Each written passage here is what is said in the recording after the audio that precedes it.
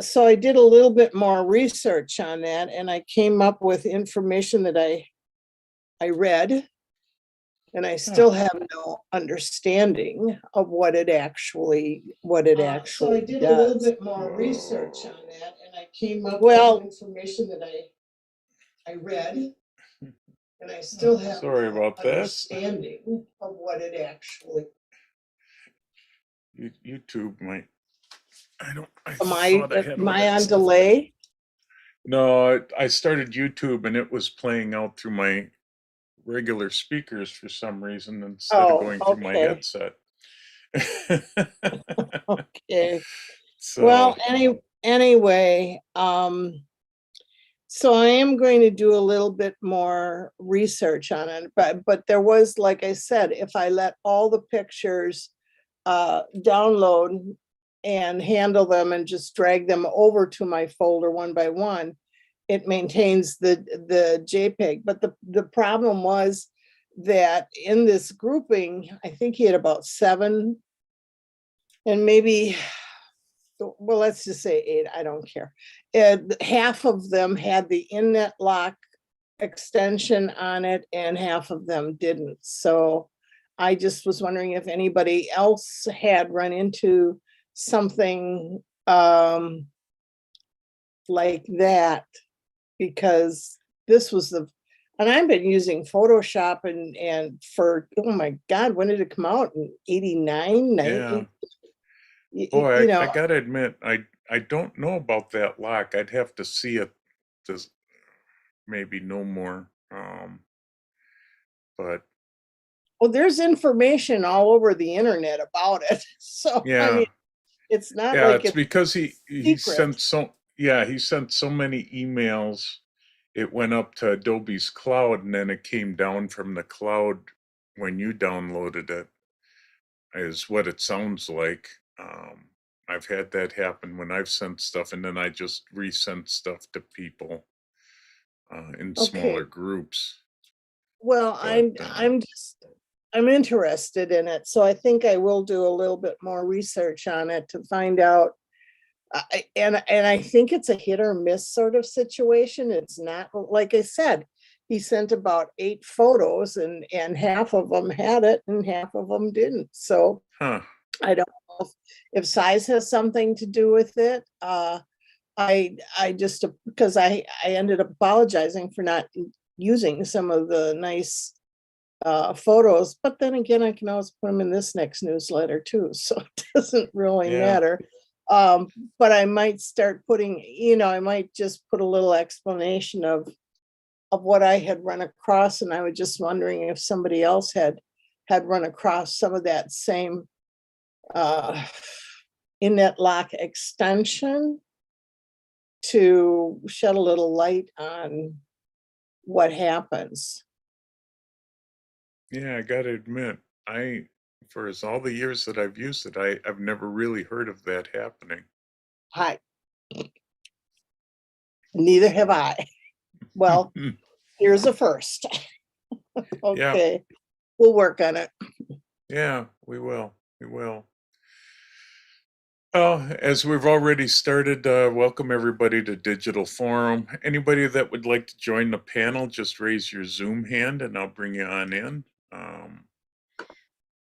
I've got Marty's on vacation. He's up north camping, so I'm trying to do all of this today at once. So, but thanks everybody for coming. And yeah, we got a good crowd. Everybody is coming in a little late. It's going to be a nice hot day today. So we have our second hour is with Keith Lisk. He's going to talk about putting out a photo book. So we're looking forward to that at the second hour. And thanks, Keith, for doing that. Anybody have any questions to get started, other than we were talking about a lock thing on the Apple? I have a question. Transfer. Sure, Kathy. Okay, I have a similar question. I was getting ready to do the newsletter for the Wisconsin PSA chapter. And so I asked for photos, and the first person sent me photos I told him 2100 megapixels on the longest side. Yeah. And when they came, they were like 400, 600 pixels. So I asked him to resend them or to redo it and send them as 2100. And he did, and they still came across as like 600 pixels by 400 pixels. And I didn't really know what to do. Then I got involved with Marty Welter and he helped me solve the problem. But I have two email addresses. I have one sbgglobal.net, and then I have an iCloud address. And when they were sent to me on the iCloud, they came across okay. So I do have them for the newsletter, but I'm not sure exactly what happened. And since then, another member has sent me her photos and they turned out okay. So I don't know what happened. Sometimes what happens is when they send them in an email, if they don't send them full size, you can actually send them smaller, and it's something that pops up that you don't Yeah, always I am catch. aware of that. And I mentioned that to him because he does have a Mac. And he said, no, he sent them as what they were. And when Marty got involved with it, it was something to do with iCloud versus sbcglobal.net. That one did it one way and the other one did it the other way. Huh. Sounds like they're coming in line instead of as an attached file. On the Apple Mail, you have to make sure that the check mark is for attached email, attached files. Yeah, maybe they're not but yeah, why would it work? Wouldn't work with your SBC Global. It didn't work with SBG Global. Yeah, it didn't. Yeah, that's what I'm trying to figure out. It should have. You should be able to email a file and Well, they should all pick I've it got up the the same. pictures that I need for the newsletter. And I kind of got them in a roundabout way, but I got them. Yeah, So yeah. I'm just hoping it doesn't happen again. No, that usually it's they send them shrunk. Their email Yeah, system I shrinks know them where that down. is. Yeah. That's usually the first thing that I tell people, but I can't think why it would come right through your iCloud email and not through the SBC Global. Well, when Marty got involved, we did a sample. We sent one to sbgglobal.net and one to iCloud, and the one that came through iCloud was okay. Yeah. And then you were Mhm. talking earlier with Ellen about iCloud getting involved in that. I think that has something to do with it, and I'm not sure just what it is. Well, you do have a limit of 20 megabytes in an email. So if you go over 20 megabytes, then it goes to, if you're using Apple at least, it goes to Apple's cloud, and then they have a way that you download it from Apple's cloud. So that can be part of the problem. That pops up periodically, but I'm not quite. And you can do that. I usually then, if I have a problem getting them that way, then I usually just tell them to resend them in smaller groups, and that usually takes care of it. But Well, hopefully I've got it's settled for the moment. but it is sort of weird why your SBC Global is not letting it work. Yeah. The other alternative is to we transfer quite a bit, so. Oh, yeah, I could ask them to use WeTransfer. I didn't think of that at the time. Yeah. I use that all the time with a couple groups I'm with. It was a little training process, but once they did it once, they saw how easy it was. But they were hesitant at first, but after that, they seemed to come along after that. Dropbox is another alternative you could use. I would Yeah. just chime in here and say, Kathy, I wonder you know, if he was sending it from a Mac and he sent it to iCloud, he was essentially sending it through a Mac product, through an Apple product. Where when he sent it to SBC Global, he was going from Mac to a PC product. I have troubles getting, I shouldn't say it's troubles, but the Mac people who send me photos to my PC don't come as attachments generally. They come in the body of the email, and I have to click on every individual one and copy it and paste it to a folder. So it's much more of a process for me. So I'm just wondering if that was the problem, you know? Yeah, It could be, but I like the suggestion of using WeTransfer. I never think of that. yeah. I'm gonna start thinking about that. I'm Yeah, not I sure use what- OneDrive. Yeah. I'm not sure why Jane doesn't get them as attachments, because they all send out as attachments. I send mine, I mean, I get them as attachments, but then they follow the body of the email. And what I can do is just let them process and download, but then I can just drag them to another folder. So Yeah. that's not a difficulty. Well, I'm always able, there's just the drop down to download attachments right in the email Correct, that I yeah. use. So That's where I ran into that internet lock extension when I use that. So Ellen, when I've dragged and dropped emails that I received that way into the folder, it sometimes loses the name of the file that the sender gave it. It'll give it some number or something. I really wish Apple would straighten this out. Apparently, I was digging into this a couple months ago for one of our club's users, and apparently when people attach files, image files to an email in Apple Mail, it comes as it attaches it, but it also shows it like Ellen was saying in the bottom of the email. And so a lot of Apple users, it's my experience that they don't know the difference between an attached file and an inline file. And the inline files can get resized by the email anywhere along the way.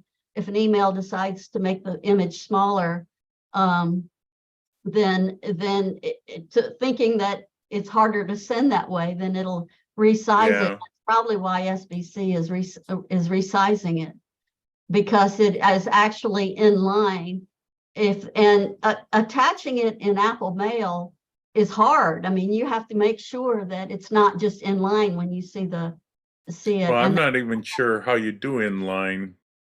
I mean, I can drag a photo right on into the email, but it still attaches it. Do you see the icon as well as the picture in the email? Because Yeah. I believe that if you drag and drop it, you won't see the icon. And it may have to do with a setting in your Apple Mail of whether Yeah. when you drag and drop it like that, whether it attaches it or whether Yeah, because I drag and drop, or I just use the attachment box to bring it in, and I've never had any real problems with it.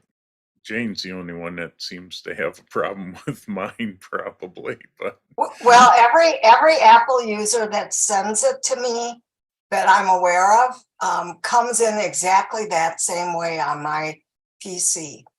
It's never up in the top line of the email as attachments like the PC users. Now, maybe there are some Mac people that send me images that I'm not aware of, but I know who most of you are, and that's the way they come in. yeah, that's strange. But that explains the difference in the two email protocols or the two email Yeah, companies that it goes through, because anywhere along the way, if you have an inline email instead of an attached email, it can decide that it is more efficient to downsize the image to send it through their email protocol. Well, And what's yeah, it's sort of interesting though, like when I send stuff to Jane, mine actually goes through Google Hmm. because I use Google Mail for Camera Club. So it goes from my mail server on my Mac to Google and then to her. So I don't, so it's still, it should be showing up as an attachment.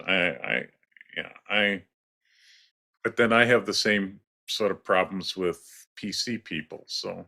but that explains why SBC is, you said SBC is the one where you're receiving the small file, Kathy? Yeah, that's what. Yes, Kat- yes. Yeah, and then the Apple Cloud, you said, probably doesn't bother to resize it, but SBC somewhere along the way decides that the email is too big and sizes that file. It could be that SBC has a limit, a lower limit on Right. file size, where most everybody is up to 20 megabytes. SBC may still be running at 10. But if it's Yeah. attached, it won't do that. If it's an attached file, it'll just say it can't send it. But if it's an inline file, Well, then- see, Mac people, if you go over the 20, it doesn't say you can't send it. What it does though is it sends it up to the cloud for it to be transferred in a different way. I bet you that's what So- happens. And that's what's happening with Ellen's stuff, is that Jeff is sending too many files, and it's reaches that 20 gigabyte limit, and then Apple just automatically says, okay, well, we'll up it to the cloud, and then she can download it that way. So Apple actually has a way around it that works, but sometimes causes problems in itself. So a lot of times what I do is I just make sure I don't hit 20, because I can see on my header how big of a file I'm sending. And as long as I don't go over 20 megabytes, I'm okay. And then I just break it down. I've never seen this problem though. I've seen that almost every club I've ever been in has talked about with Mac users this problem. And I've never seen this problem with Windows users, because Windows email programs are more definitive about what's an attached file and what's an inline file in email. Yeah. So, When I send my pictures through Hotmail and that using Outlook, my limit is only 10 meg. So if the picture is small enough, I can embed it in the email itself. But if it's bigger than 10 megapixel just for one picture, then it's attached. I can send it as an attachment. And a lot of times it's a link to my OneDrive because it's just too big. yeah. See, and I get the same opposite problem with you PC people. A lot of times I don't get the attachment. I just get it as an inline file that I have to copy and paste out. But only certain times. And that's a weird part, is that it doesn't happen all the time. Most of the time I get them as attachments. But In Microsoft Mail, they offer two options. You can attach it, or you can attach the file. And I got sucked in. They must have changed the software on that, because I was just saying attach, but it was resizing it then to the end user. But then I finally realized, up here it's attached file. So there were two different options that I experienced in Microsoft Mail. yeah. That I is use correct. Mozilla Thunderbird, and when I drag and drop a picture onto an email, it comes up, it covers the screen or the app with two big boxes, and it says attach or inline. It's very clear what you're doing when you're Yeah. doing. Interesting. Some of that I didn't know, and I know I struggle. I usually tell people if they've got large amount of files just to do WeTransfer, because it works better. And used to do a little bit with Dropbox, but I really have I've taken Dropbox off all my computers because it causes more problems than it was worth for me. But yeah, yeah, there is certainly different protocols with the Apple computers compared to PCs, and then you've got the different, Outlook, Thunderbird, you got Apple Mail. They all sort of handle all that stuff slightly differently. But it's also to the carrier that you're using. Like I use Spectrum, so it's going through Spectrum stuff. And that has a limit too on the size of the emails. But yeah, normally I just attach them and they should come through as attachments. At least when I get them from other Apple people, they come through as attachments. So unless they're over 20 megs. But, Okay, I've got a comment to make to everybody. I do this, I started out by helping Jeff do these youth showcase boards for the PSA. And I was getting ready to do them for this year. And a Mac OS update came out, so I like to stay up to date, so I updated. And then I went to run Elements 2013, and it would not run 2013. So I ended up upgrading to 2023, and I've had no problems since the upgrade. But what I did discover is that in the most current Apple OS update, they have restructured some of their security protocols, and they do not allow older applications to access the internal workings of the operating system. So I just thought I mentioned that to Jeff the other day when we were talking about the boards, and that kind of came as a surprise, and it really came as a surprise to me. Well, that sucks. My comment is such that, when you're doing upgrades, be careful, because sometimes your programs that aren't that old may not run in the newer operating systems. Can you go back to an older operating system? No, once on my Mac, once they go forward, it's real difficult to go backwards. yeah. So Besides, it's a security update, so it was it's just a partial. That's the part that he didn't upgrade full system levels that Apple does, like going from Windows 10 to Windows 11. This was just a weekly security update that he went through that brought it from let's see, like we're on what? 13.4.1 to 13.4.2 or whatever it is. Yeah, it Something was like just that. one of those minor security updates. So it didn't That make a sucks. lot of sense to me that it happened. Usually when you do a full upgrade, it does, but Yeah. So I'm just letting everybody know, particularly the Mac users, that when upgrading, just be careful, be forewarned that maybe look into what's included in the upgrade and before upgrading, because I have not upgraded my laptop and everything's working fine on that. So yeah. but my desktop is what I upgraded, because that's what I use when I work on big projects like that. If you'd read the details of that update, would you have known enough to understand what it was going to do to you? Oh, probably not, Brian. I know. just kinda take Who would advantage. know? Who would know? Yeah. I Well, just mean, agree.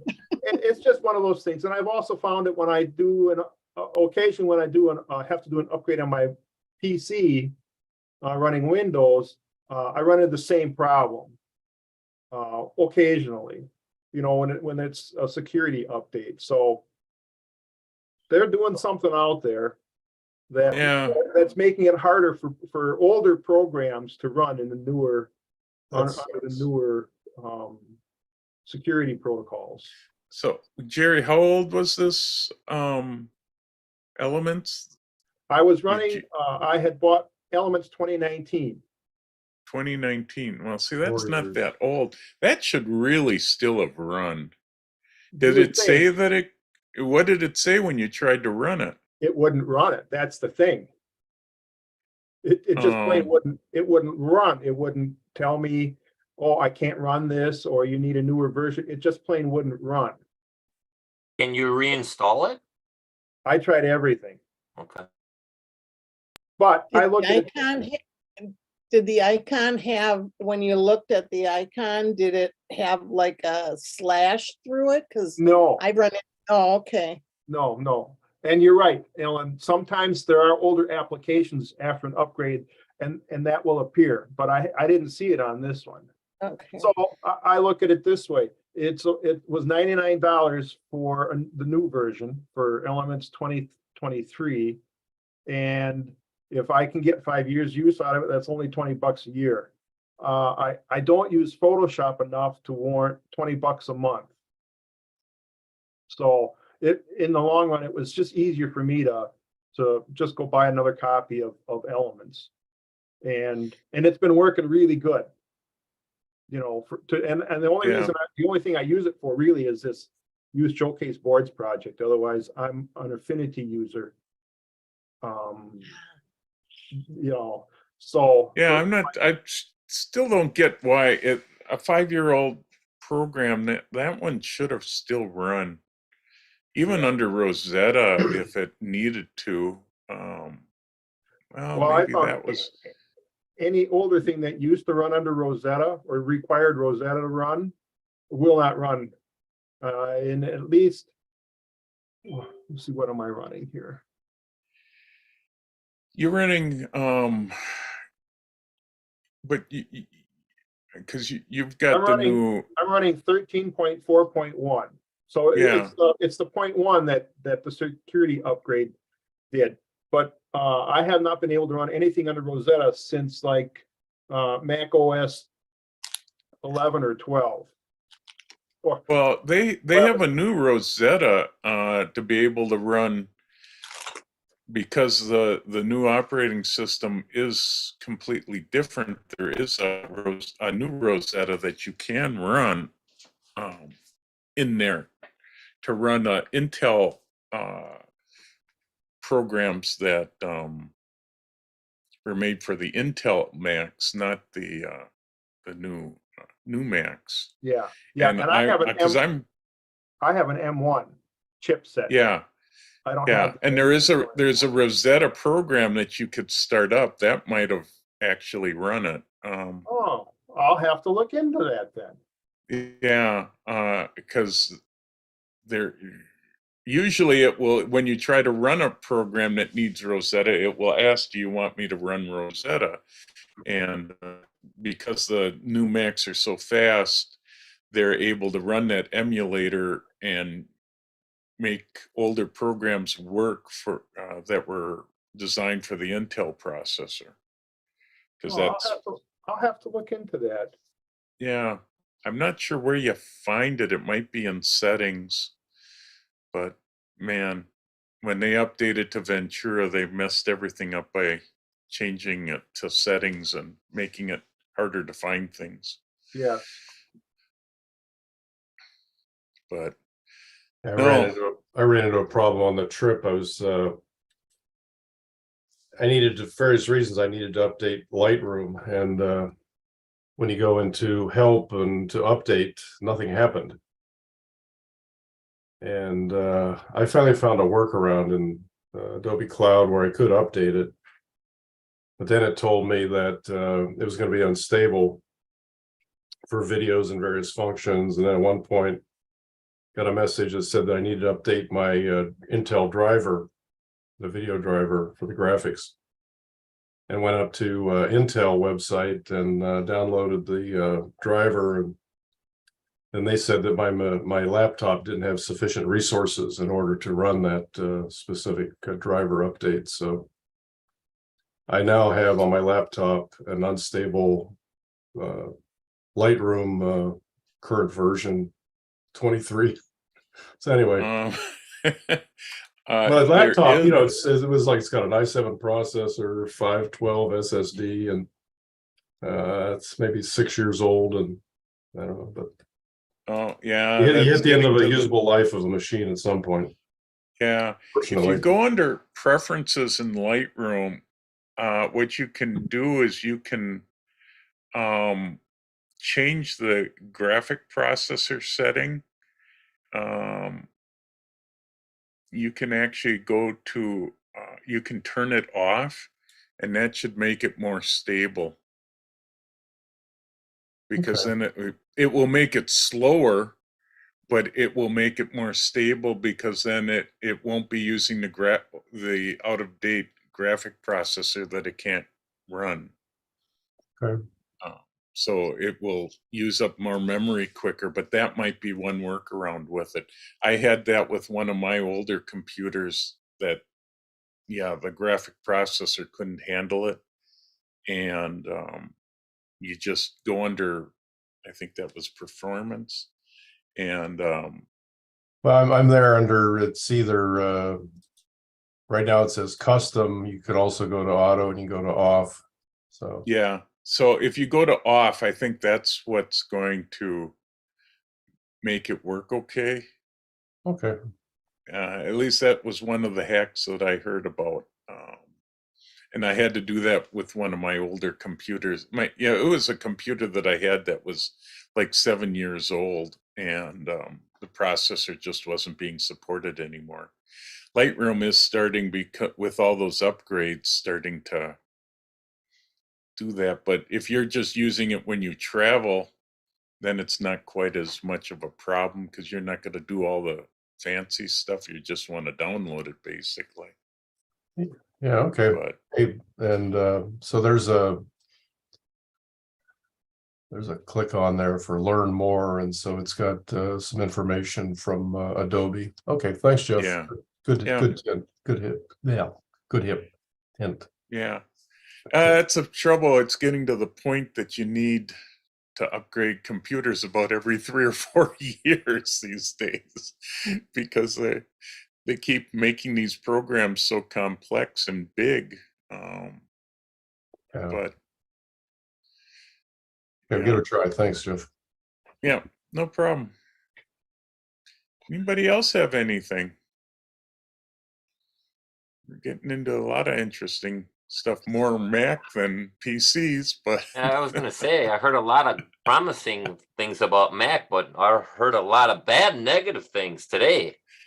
they're still fast. They're getting cheaper, so that's good. But there is Apple's running through a set of problems as they go from Intel chips to their own chips, and there's a big benefit that they're now creating their own chips, but there's also a lot of stuff that ties you up. When you buy their computers, you can't upgrade them. They're basically, you're buying them as one whole unit, because right now everything's all on the chip on the new Macs. So they run super fast, they run super quiet and cool, but it's because it's their own proprietary chip that has the RAM built in, and the hard drive is connected so that the bus lines are so fast that you get the benefit of really fast speed and a smaller unit. And what's also helping is they're dropping the prices for equivalent computers. Well, So, and to be honest, I've been doing the newsletter for 5-6 years or something now. And this is absolutely the first time I was ever stumped with somebody sending some images to me. So, I mean, it was just so different, Yeah. because it's like, I've never had this problem before. What's going on? And then I start Googling, and I'm going, oh, apparently it's out there, so Yeah. there is information regarding it. I just probably am one of the last to know. Well, I got to admit, all the years that I've done stuff, I hadn't heard about that thing on that JPEG. So Yeah. I've run across a lot of other problems, but I have more problems when people send me Word documents than anything. But because my Apple Pages never reformats a Word document to look like what they sent, so that gets to be a problem. But Hey, this isn't a question, it's a comment. When Ken and I were up in Munising, had a chance to do some night photography. And a couple of months ago, I'd gone shopping for a lens to do night photography on B&H and stumbled on one that I used. I was pretty happy with it. It's pretty small. It's not going to show here. It's put it in front of your face, I think. There it is. There it goes. It's pretty close. So it's only about 4 inches long. And anyway, it's made by where's the name? Viltrox, Viltrox.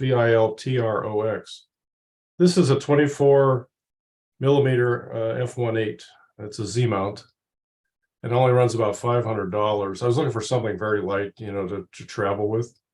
Yeah. And I was really pleased with the way it worked and the shots I got, and so I'm looking forward to using it more. Yeah, I bet. That sounds a lot like the Rokinon that I have. Can't remember if it was a 20 millimeter or 14 millimeter 2.8. It's Viltrox. It's a Chinese company. I read the Yeah. reviews, and everybody was really happy with its use on astrophotography. Yeah, yeah. I have their 33 millimeter. And I like it. Mhm. I bought it specifically because I don't have any faster lenses. And I've used it pretty much almost wide open at like the dog shows where the lighting is so poor. I can, get a few more little faster shutter speed. It was $300. So I think it's gotten some decent reviews. Their whole line for the Nikon Zs has gotten good reviews. Yep. Yeah, and especially for the night photography stuff. So, no, that's interesting. Oh, anybody else have something or questions, problems? Anybody, any attendees? Put your questions in the Q&A. We'll try to answer them. As we still got some time before we go to Keith. Boy, quiet group. Well, Okay, I well, here's a can, kind of somewhat a question. What does someone do? Because a lot of us travel. What does a lot of the members do if a camera or a computer has issues? What do you guys do for a workaround? well, that's why I carry 2-3 cameras with me. As Ken knows, is when I travel. I You have a always carry a truckload of backup. stuff. Yeah, I carry 3 bodies. Yeah. So, carrying extra bodies is the only thing. Boy, when you have a computer problem, that's just really tough because it's hard to carry a backup computer. Yeah, I went on a workshop once out in the West, and it was an astrophotography workshop, and we went out first night. It was during twilight, shooting just golden hour and twilight stuff. And I had my tripod set up with my D8, I think it was a D810 or D810A, actually, for astrophotography. And I was photographing with it, and I picked it up and set it over to the side, and unbeknownst to me, it was on uneven ground. And as I was walking away, I turned around and I could see the tripod just falling to the ground, lens first. And I had the 14 to 24 millimeter f2.8 Nikon lens on it. Ouch. And it broke the lens completely off the face of the camera where the lens attaches to the camera. And So that was the first day that I was there. Luckily, I did have a backup camera with me. It was a D800, so it wasn't quite as good for astrophotography. And so luckily, I did have that camera, and it didn't hurt the lens. It fell on the lens. The lens hood had, built-in lens hood on it, so the lens hood took the impact to the ground and protected the lens.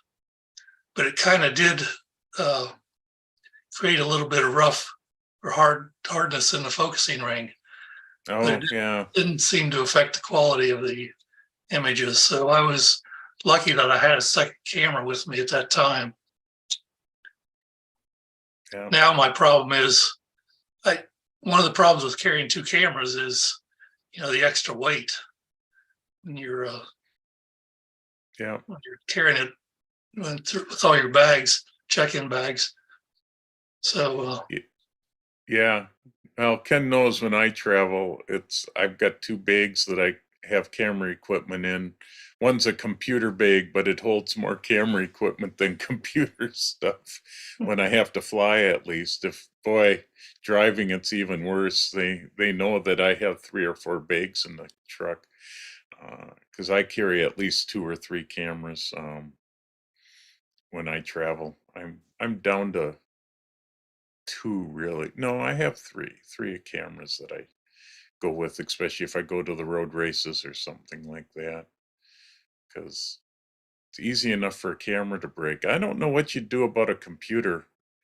I've limped along. I carry extra hard drives with my laptop, so Yeah, was that Clint that asked the question? What do you use your computer for? Because when I travel, mostly I only use my computer for backups, and then I have another hard drive for another copy. One time when I was on a road trip, a publisher wanted pictures of the air show. So I actually is like, we're printing these pictures tonight. I need these pictures by 11 o'clock tonight. And I had it done within an hour. So I had to have my computer with me, and I could transfer and give them my pictures, and that they only had like a thumbnail and that. And then the other thing I use my computer is transferring, with my memory cards. I download those to first I download them to my computer, and then from my computer, I download them to my external hard drive. But I suppose that you can always buy more, memory cards for the camera. And I then do the also, same thing. I do the same thing. I copy to my hard drive and then to the backup drive. So I have 2 copies, and I try not to. I've been on some long trips, 2 months to Africa, and I took a lot of cards with me, and I tried not to reuse any of my cards before I got home. But if you're on a long trip, you might have to. I have a question is, when you go out traveling, because I know when I go out and travel, I'm lost without my laptop, because I always got to check in with emails and that, business aspect and that. So it's like a necessity with a computer. Yes, you can use some of the hotels have a computer you can use in the lobby, but I'm kind of a little leery about some of that, transferring my pictures to their computer to transfer to my external hard drive. Yeah. I downsized my computer, my laptop last time. I think I had I don't know, what's a large, my laptop is a Mac, and I have a 11-inch. Is that I don't even remember the sizes, but I had a really large screen, and I always liked the large screen for processing pictures. But I've gotten the smaller one, and fits better into my camera bag. I agree with you on that. Huh? I agree with you on that. I love my 17-inch. It's nice. I use my tablet a lot, because I love carrying my tablet for a portfolio. And I actually have mine right here. I got my, I got my tablet here, and I use this all the time, my tablet. So it's easy for show and tell, and then, putting some pictures on there too. But I don't ever transfer, I know my camera can transfer it, I think, using not the Wi-Fi, but the Bluetooth. I believe I can download the pictures to the Bluetooth. But this is not that much size, memory size.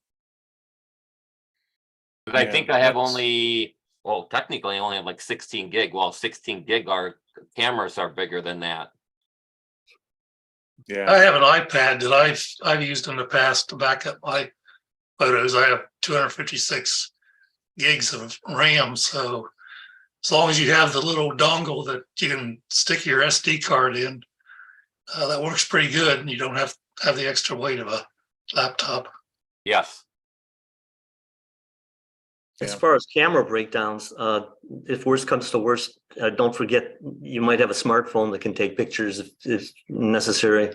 Yes. I just got the new Samsung Ultra 23. It's got 200 megapixels. It's got 1 terabyte of memory. Takes amazing Wow. pictures. These 10x telephoto. And then it could go beyond to a crop telephoto instead of the optical. I'm really impressed with it. These new phones really do a phenomenal job. And there are a few times with the HDR effect on my old Samsung Note 8. It does actually a really decent job. And there are sometimes I like that picture more than my mirrorless camera. Yeah, I'm- even You especially can in buy low light. filters. You can buy polarizing filters for iPhones too. And infrared Yeah. filters. Someone sent me an infrared shot they took with their iPhone the other day, and I was blown away at the quality of it. Wow. I Well, yeah, ran the into- computational power in these phones is amazing. So I ran into an interesting issue with my Pixel. I have a Pixel 5, so it's not the latest one, but it said I could do RAW files in the camera. And so I was taking pictures and uploading them. And I had found the RAW files and I copied them onto my computer. And then I started deleting the JPEGs because that's usually what I do. And then I found that the RAW files were very small, like 400 pixels across or something.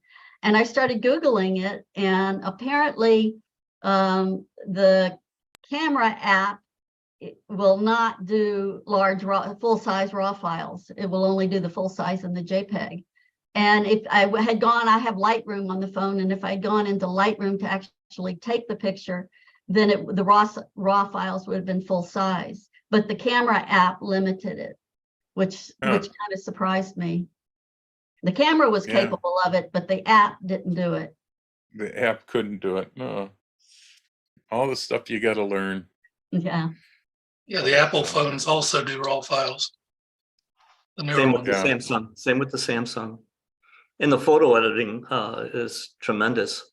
A lot of different filters. You can, I mean, it's got tone curve and brightness, contrast. It's like a mini elements, Photoshop elements on the phone.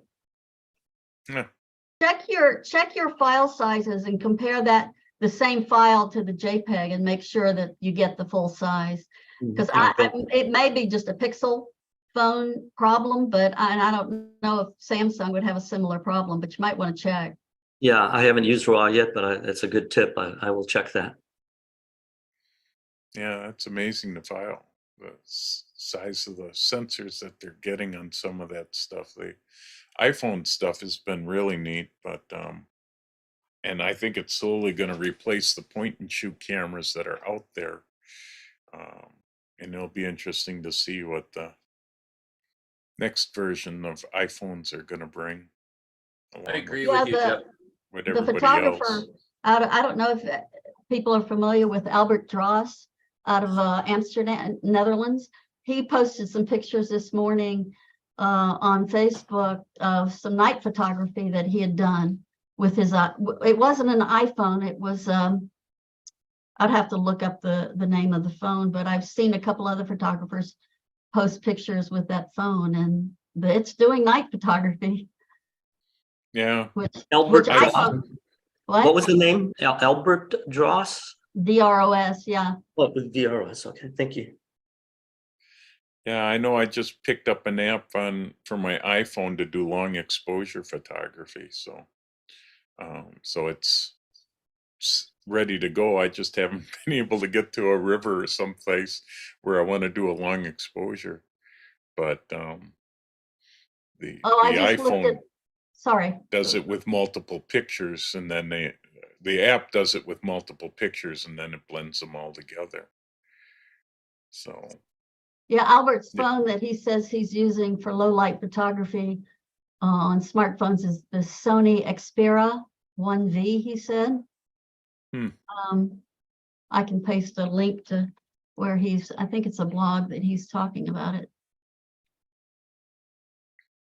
Yeah, I like that, everyone, for the most part, 90% of the people I would assume carry their phone.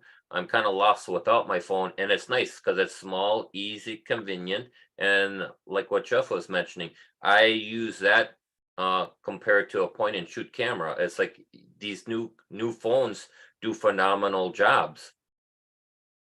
The biggest problem I have with using cell phones, though, is I can't control the aperture and I don't have less control of the depth of field.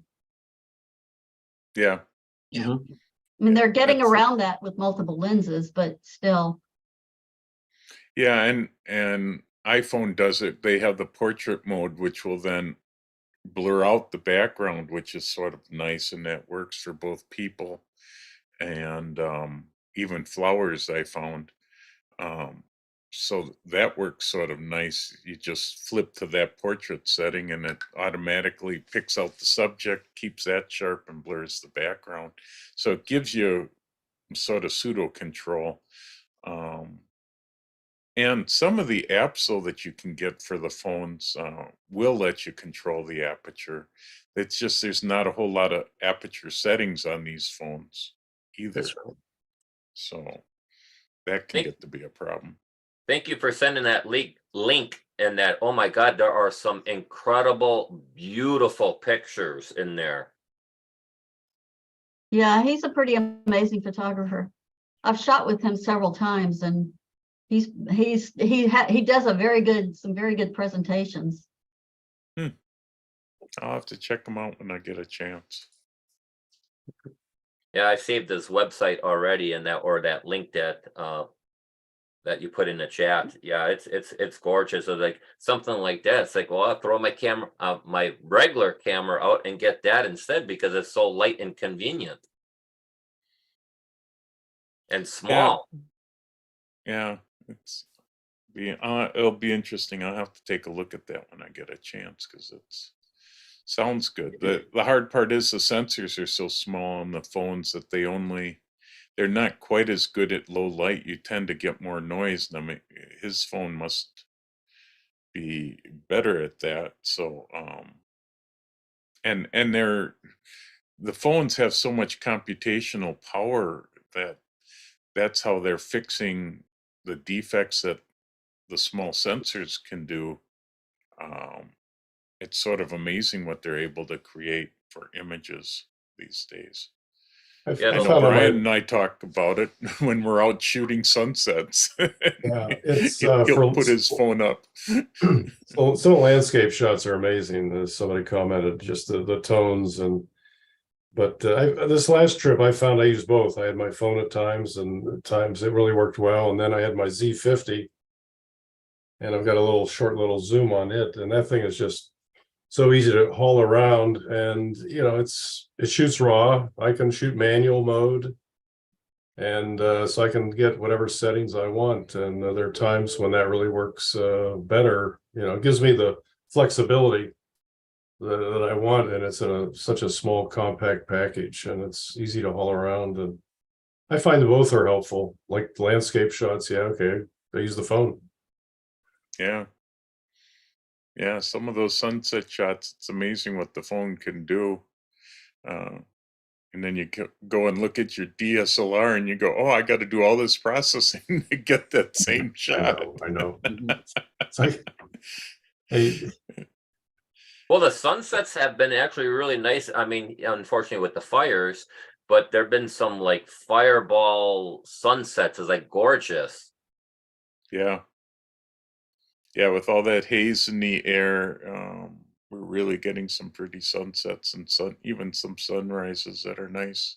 It's funny, I went out flying on Thursday and, from West Bend, I mean, I know the minute you get up in the air, you can see Lake Michigan. You couldn't see that far because of all the haze, the smoke and whatnot. Oh. But it was kind of a beautiful, towards close to sunset, but I was too busy flying to take pictures and that. Yeah, you can't be a pilot and a photographer at the same time. It is not a safe thing to do. No, and then you got all the air turbulence, and I had like a little cub in that, so the aircraft maybe weighs 1,000 pounds or something like that. Yeah, you can be bouncing around. Hey, Brian, That's for sure. this is Joe. I met you in Sini a couple of days ago. Oh. You were Saw you mentioning. there. Oh, okay. I'm sorry. What you were mentioning, you were taking pictures of astro pictures recently. Were they affected by the haze, Uh, the smoke? I expect, the shots were better than I expected because of all that haze up there, Joe. Really? I got some decent shots. I was surprised. Kind of depended upon what direction you were looking. And of course, that was some ambient light dependent too. But we were first looking towards the east, and that's where Ken thought we were going to see the Milky Way come up. We were there until about midnight, left a little bit after midnight. I don't think we saw the Milky Way, Ken, did we? But off to the little bit off to the left, so it had been east. No, we're too early for the Milky Way. The Milky Way didn't come up till 12:30. We'd already had a long day, and so we were just trying to play around just to see what we could get with the stars that we could shoot. And yeah, I mean, I picked up a lot of stars were visible when we were there. It started out a little hazy, but I think later on it just we picked up a whole lot of stars with by midnight, and the Big Dipper was very bright, and so it was, it wasn't the what I would call a real night experience where you're trying to get the Milky Way, but we tried to photograph the sunset, and we just about missed that. And then we thought, well, let's just stay a couple of minutes and shoot some stars above the trees and see what we get. And Try to survive the mosquitoes. yeah. Didn't bring any ticks home, did you? Because Marie and I did. Yeah, I got one. Yeah. I didn't bring it home. I left mine in the toilet. Yeah, I had one also. So that's your Sini experience. Oh yeah, little souvenir. But that northeast sky I thought was pretty good, and no particular formations, but just thousands of stars. It was just blew me away. I'm glad to hear that, because we're in Door County right now, 3 miles away from a International Dark Skies Park here in Newport. And we don't see the stars now, even though, supposedly they're clear nights, but we haven't, we go to bed about 10 o'clock. We haven't stayed, a couple hours later, maybe it clears up more. But we haven't seen stars here. Well, it was so hazy when we came back home late yesterday that it looked like we're heading into the Smoky Mountains.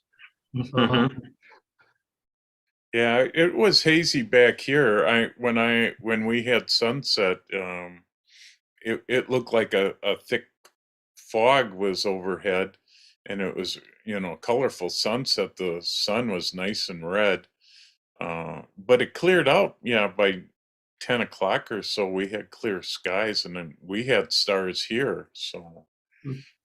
Yeah, it seems like the daytime, with the heat, it seemed like it gets worse, with Yeah. all the smoke and haze and that. But like what you were describing at night, it seemed like it kind of clears up. It's not as thick.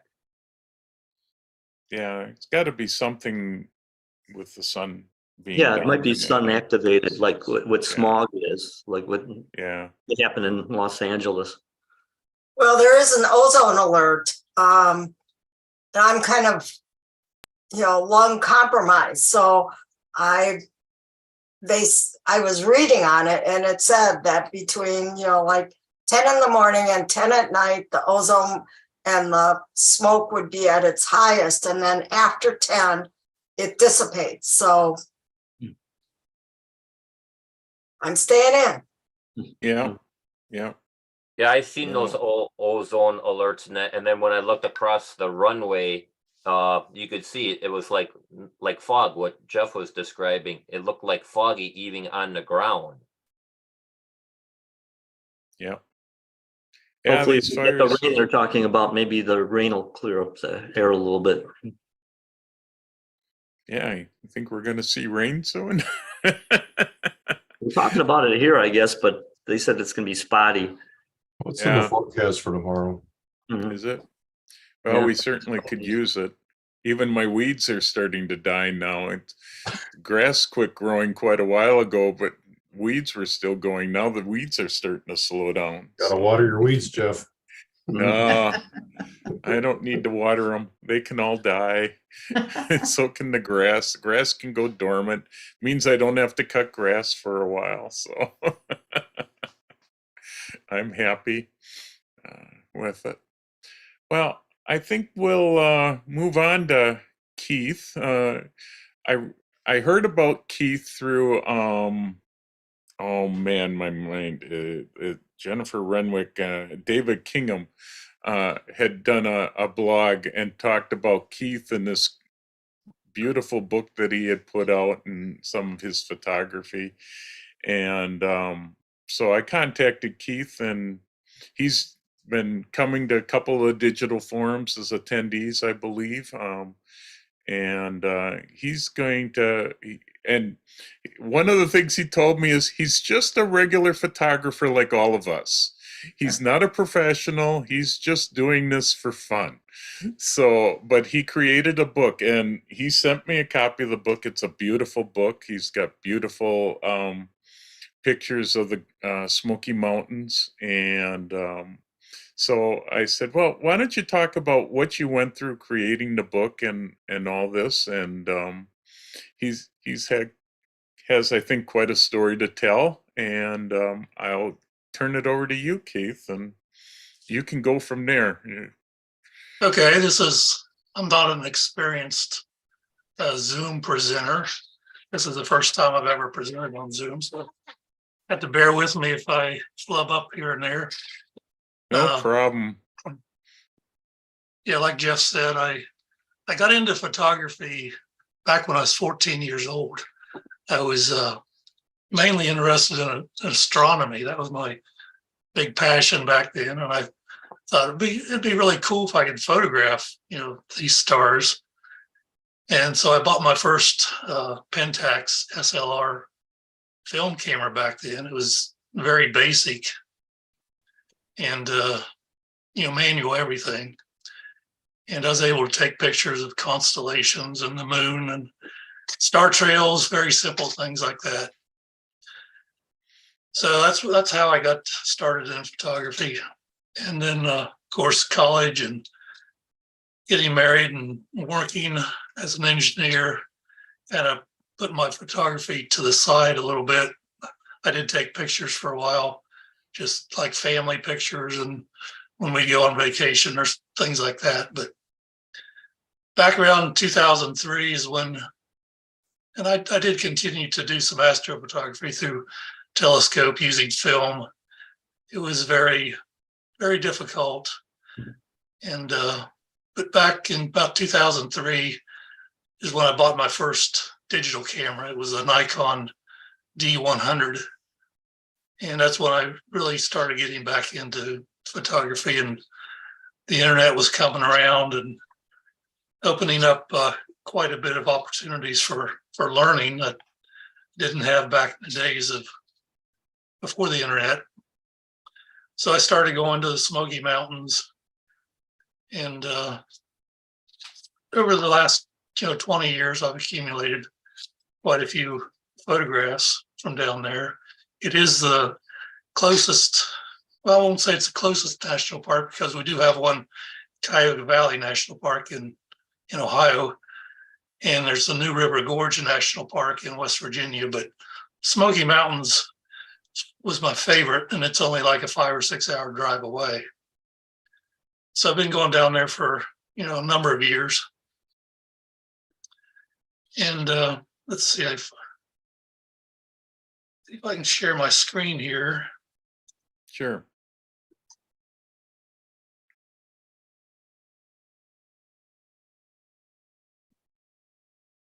Can everybody see my PowerPoint? Yep. Yes. Okay. And so during the COVID era, when COVID started, travel was kind of being restricted a little bit. So I didn't travel much that year. So I was trying to think of some activity or project I could do, at home without traveling. And I always wanted to do a photo book. And this image right here is what it looks like on the cover. But an alternative title to my presentation would probably be How to Lose a Lot of Money by Publishing a Photo Book, because that's been my main learning experience. So let's see here. So I'm not an experienced publisher. This is just my first delve into it. I have published some books for my own personal use. I'll get into that a little later. But this is the first time I've ever published anything that I intended to sell. And so this just relates my personal experience and what I've learned from publishing this single book.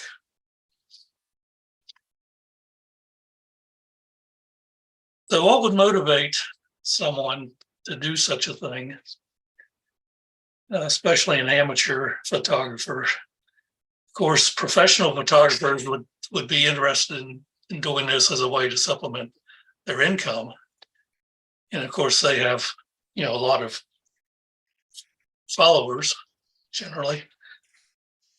But as an amateur photographer, it's mainly just something I've always wanted to do. And I kind of viewed it as an extension, my hobby, just some other activity, just like you guys are doing these webinars and as an extension to your interest in photography. And so one of the other motivations I had was to maybe sell it into park visitor centers, bookstores in the Smoky Mountains. Because one of the things I always did when I went down to the Smokies, I'd always visit the bookstore to see what new books they had by other photographers, coffee table type books and calendars. I'd browse through their photographs, maybe get some inspiration. And every time I wanted to visit a new national park somewhere, I would always do some research and maybe buy some books online from Amazon to get some ideas on, best places to go and visit. So when I visited the Smoky Mountain bookstores, I always look around, I'd kind of see some books and I'd think, I could take better pictures than some of these that are in these books. And it sure would be cool if I could publish a book that they could sell here. So this was a project I came up with to do during, COVID. Another reason is, you always kind of want to get some recognition or validation of your work. I'm kind of old fashioned. I don't do social media. I do have an account on Facebook, but it's mainly there just so I can access some restricted pages that are related to some of the workshops I've gone to. Another reason is to just learn something new. I'm retired, looking for some new things to do, gain some new experiences, kind of branch out a little bit. And I didn't really have any expectation to make money. I wasn't doing this to make money, but I was hoping at least to maybe break even or not lose too much money. So those are the main motivations. Okay, one of the first things you do when you want to publish a book is choose a theme. And one of the things you got to consider is who's your intended audience. So in the case of photo books, is it other photographers or the general public or both? So since I was kind of looking to sell it in bookstores, I was kind of looking for something that would be appealing to the general public. Someone, people go into these visitor centers and they buy postcards or they buy little books of postcards that have photographs in them. So I thought, this is what I would kind of intend my audience to be. And of course, other photographers may want to look at it also to get ideas. The other thing I was thinking about is it needs to be something unique, something it's not just another photo book, but maybe have something a little bit different than the other ones. And of course, something simple, since this is my first book, I don't want a project that involves a lot of complexity and time. So, and I also wanted to draw from my existing library of images. I don't want to have to go out and, create a whole new set of images just for a book, really time consuming. And since I wasn't able to travel anyway, that really wouldn't be practical.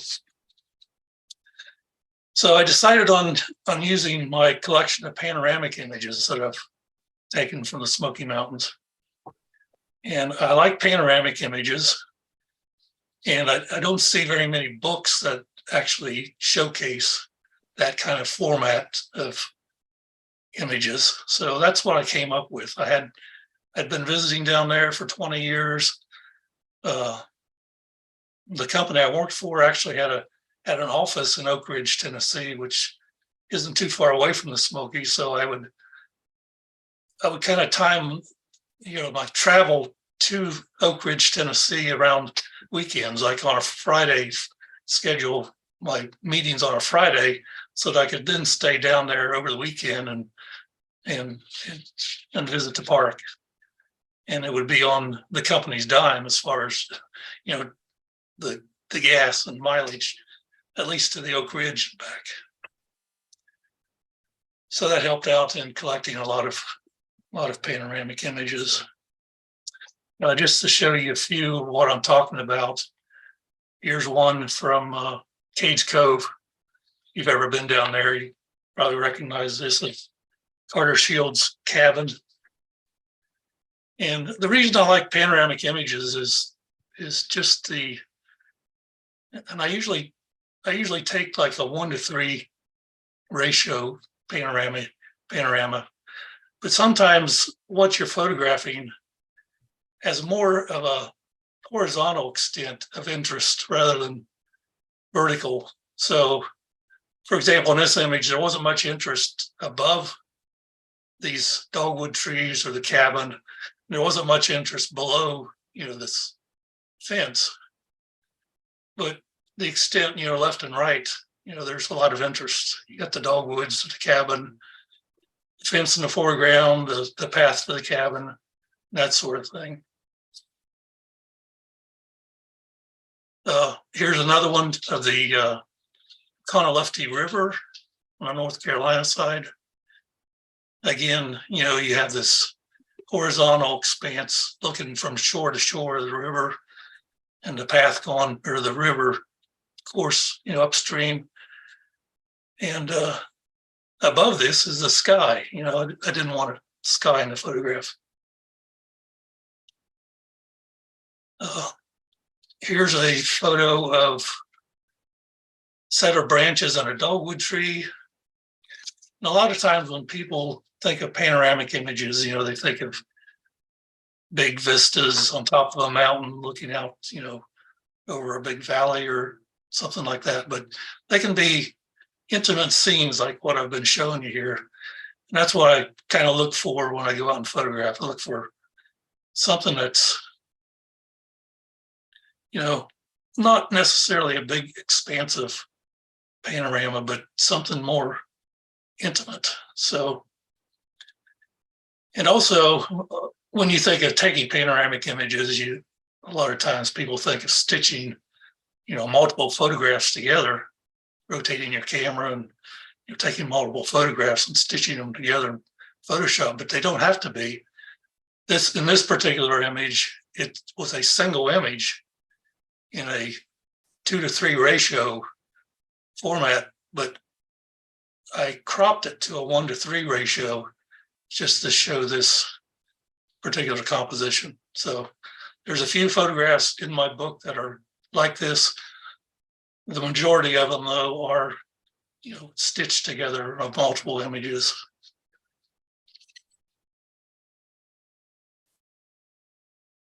Okay, one of the things you need to consider when you're producing a book is, you know, how much is it going to cost? And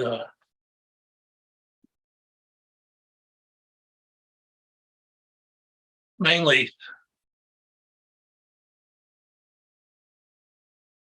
two different types of costs involved. One is the cost to produce the book, and then the other costs are fees associated with selling a book after you've received it. So the production costs include things like the design, editing, copywriting, proofreading, the printing costs, which is a big cost, the freight and shipping and getting it from the printer to your home, and then marketing costs. And some of these costs are independent of the number of copies that you print. So, you know, like the design, editing, copywriting, you know, it doesn't matter how many copies you print, you know, that's pretty much going to be fixed. And of course, freight and shipping is going to depend on how many books you make. So the unit, you can calculate the unit price to produce a single book by dividing the production cost divided by the number of copies that you order.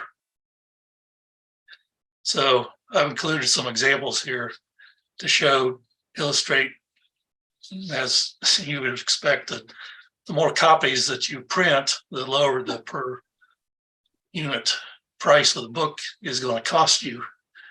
So these figures are kind of approximate to what I was quoted. I've rounded off the figures just to make it easier. But as you can see, 500 copies would have cost me $6,000. And so that would produce a $12 per copy cost to me. If you get up to 1,200 copies, the unit price goes down to $667 per copy, but you know, your production cost goes up to $8,000. So you got to find some balance of, you know, what cost or what price is a customer going to want to pay for this book. So that's what I had to wrestle with. And the person which I'll mention later, that I dealt with in consulting on this book, he basically gave me a guideline that you want to have your retail selling price about 3 times your per unit price. So in the case of if I bought 500 copies, I'd want to sell it around, you know, $36 to $40 maybe per copy. well, would a person, you got to think, would a person pay that much for this book? Maybe not. Yeah. So maybe I should buy more copies. If I bought 1,000 copies, maybe 23, 25 bucks a book, or 1,200 copies, $20 a book.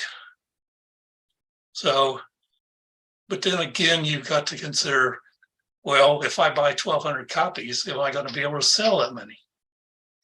So it's a real hard decision to make and deciding what to buy.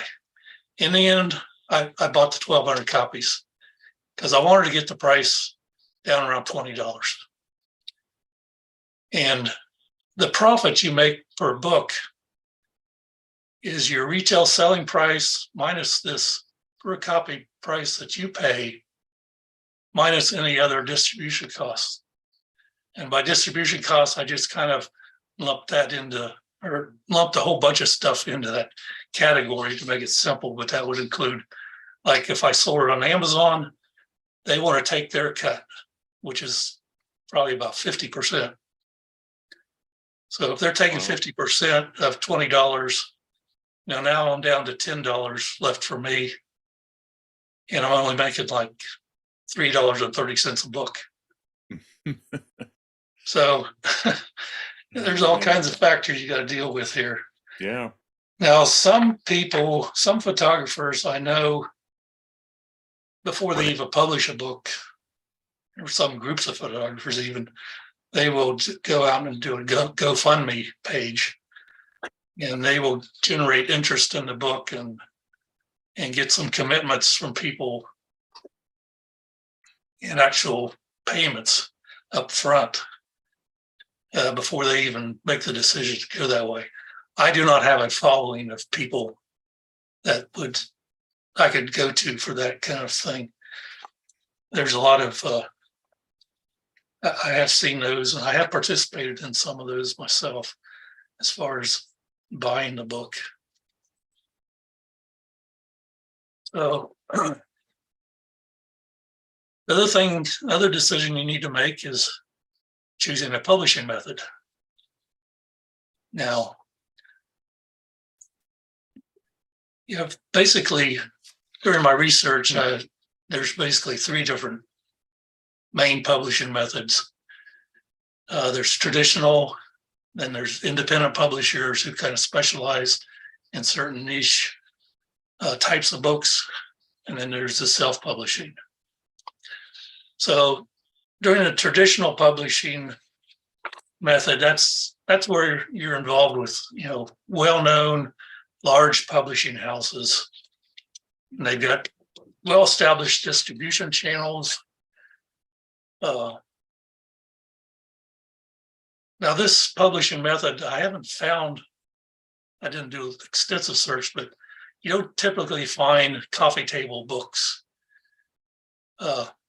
published by these kind of large traditional publishing houses. So, but the pros are that they will handle all your design. Production is delegated to the publisher. You're accessing experience and expertise. Their distribution and marketing channels are well established, handled by them. Cons are there's a lot of high production costs because you're paying them to do all this work. And it's time consuming dealing with them. Generally you need a literary agent to review and pitch your book to the publisher. Otherwise, you're most likely going to get denied if you're not like a well-known, politician or one of these celebrities that's, published their memoirs or whatever. And you have less creative control over the process and design. So in general, it's not really a good choice for photography books. So here's where the independent niche publishing companies come in, because you'll see a lot of, and this, I've bought a lot of photography books, coffee table books over the years. So I started looking through them and and looked at who's publishing these. And there are companies like Rocky Nook, Our Country Press, Timber Press, Mountain Trail Press that specialize in these types of books. And then there's niche publishing for other genres too, you know, like astronomy. They have a lot of specialized publishers for them.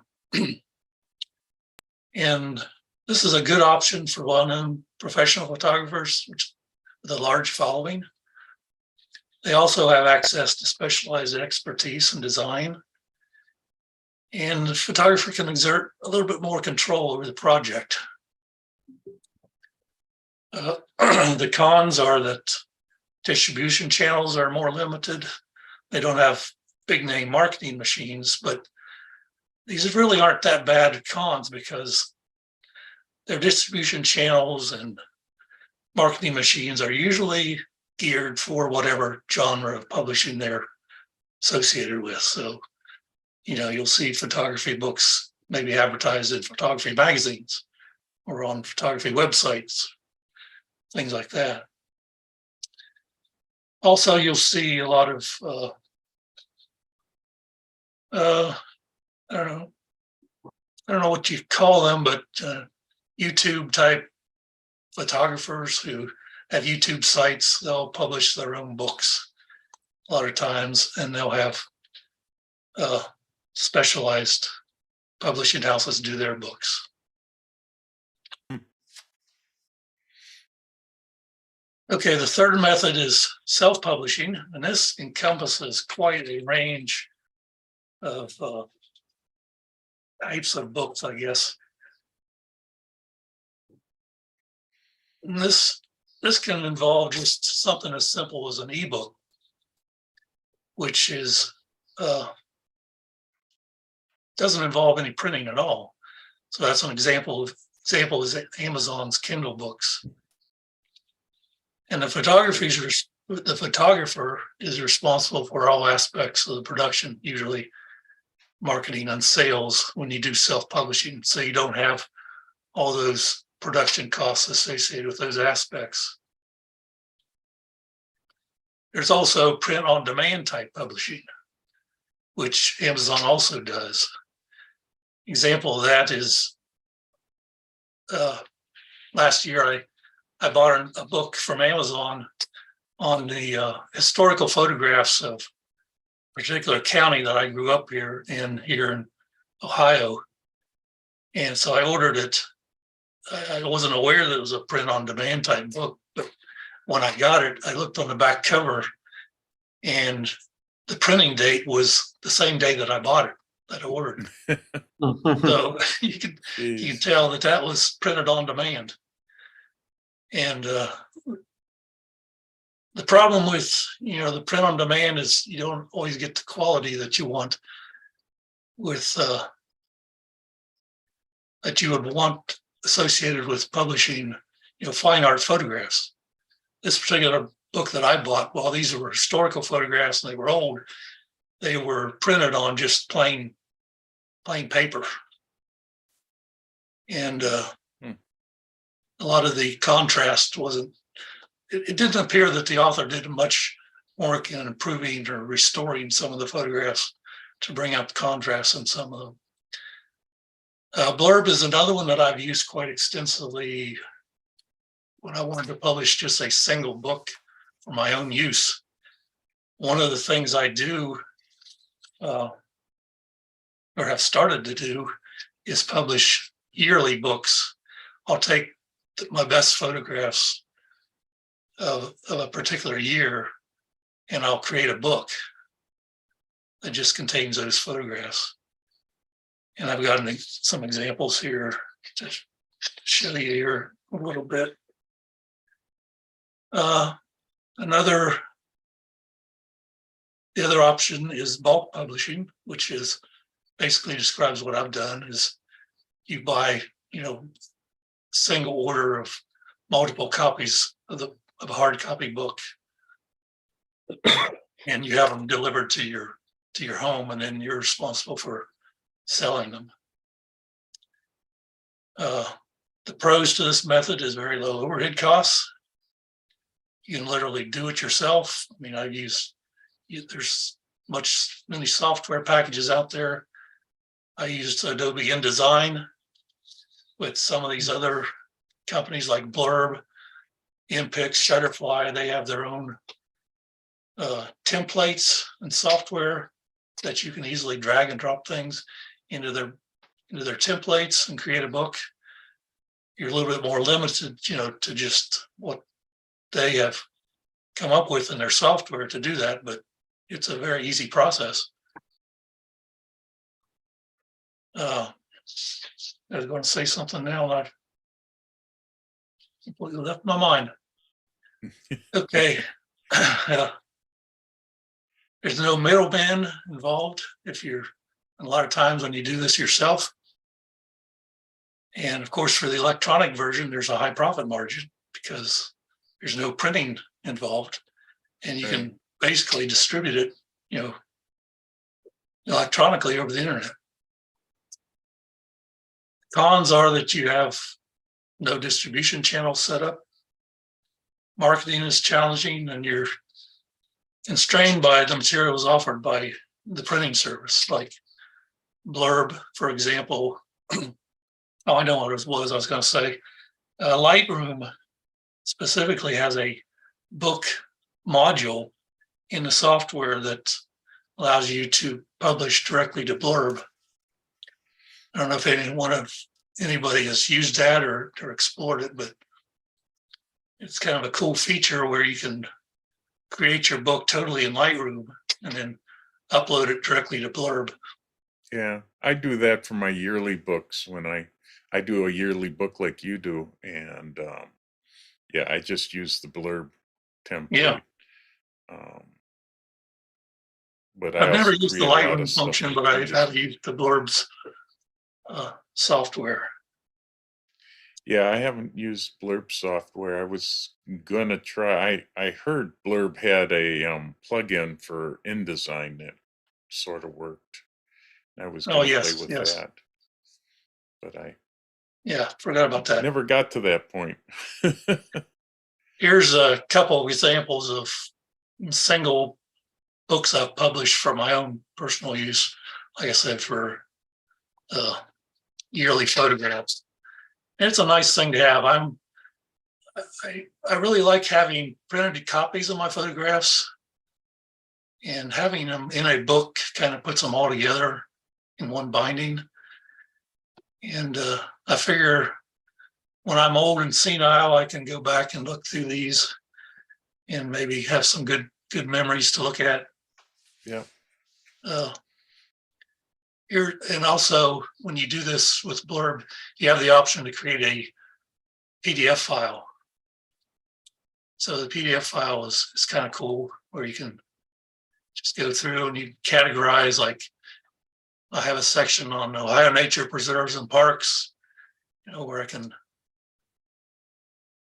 put all my photographs in there. And I'll have sections for other parks I visited, like Olympic National Park. I visited that year.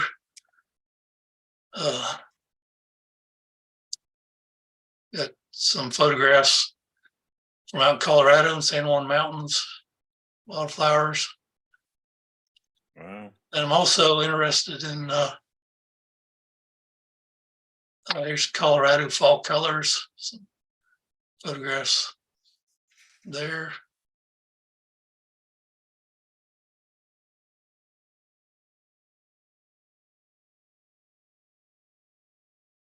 I also get into deep space astrophotography.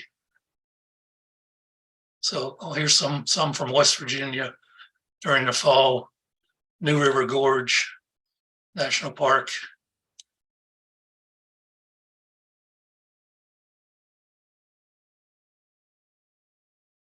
Then I'll do deep space astrophotography also through my telescope, and I'll include those in there too. Oh, those are neat. It's so worth doing a photo book just so that you have something in paper Yes, I know. instead of just on your computer. Yeah, I've got photographs that have been handed down to me from, my ancestors. Some of them are over 100 years old. And I can't quite wrap my head around how these photos that are stored electronically, either in the cloud or on a hard drive, are going to survive, 100 years, unless you Yeah. print them out. Of course, maybe nobody cares about them, but if they're family photographs, your ancestors may, or your descendants may be interested in some of them. Yeah, So that's why I've I had a lot always, of talks with people about that, what are going to happen with my photographs when I pass away?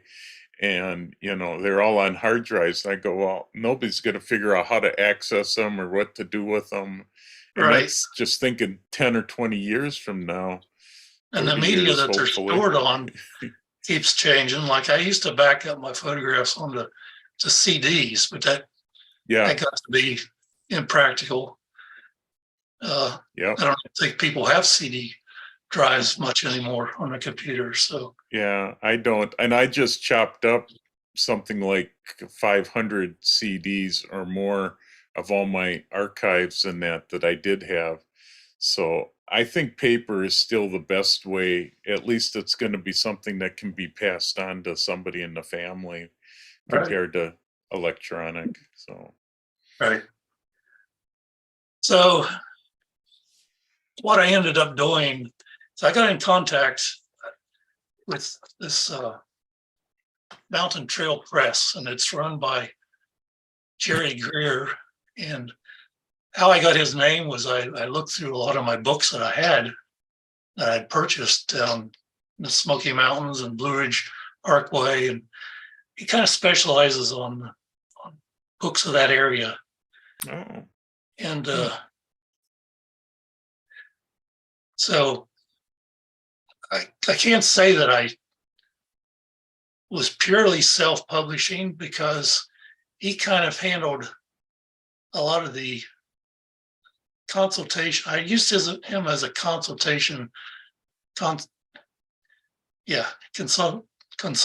and advice on how to get my book published.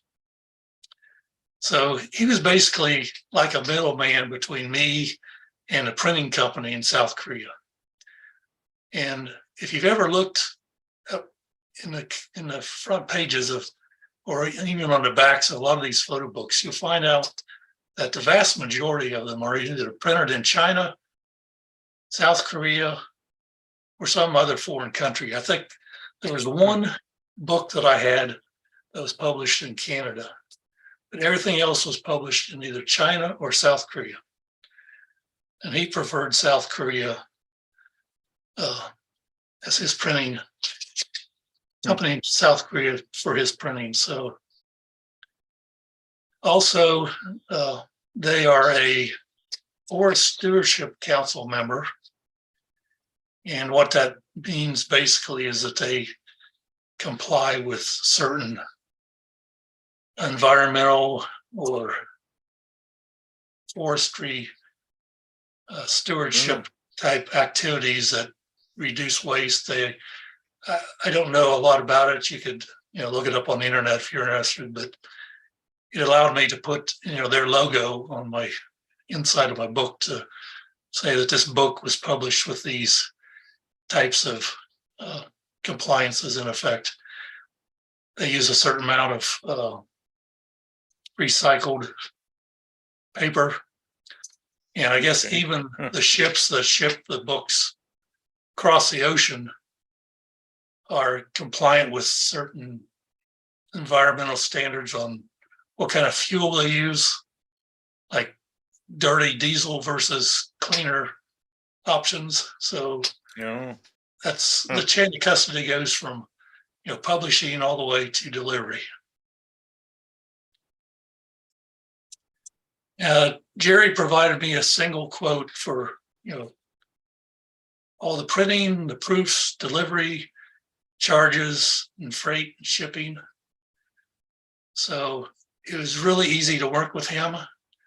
He also advised me on certain things like how to set up the InDesign software, how to generate the PDF, because what you're sending to the printer is basically a very specialized PDF file that adheres to their specifications.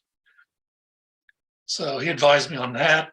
He advised me on like the selection of fonts that I use in the book, the paper types that I had to select from, the cover type, whether it's hardbound or softbound, whether it's a glossy cover versus a matte finish.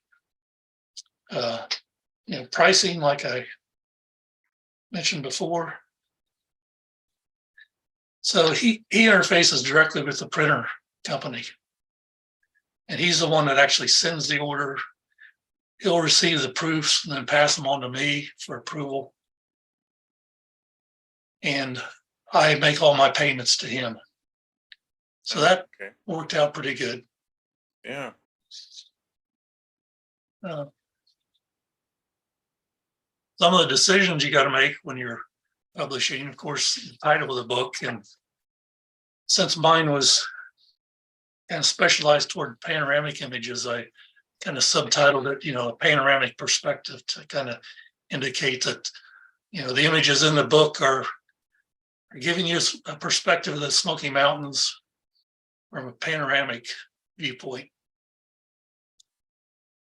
The other thing is selection of images that you put in the book.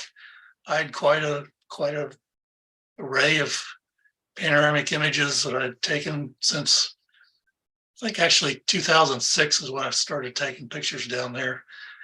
And so I was using photos that I'd taken from a D200, Nikon D200, all the way up to my D850 over the years. And I went back and reprocessed a lot of them based on, what I've learned over the years. It's kind of an evolution of what,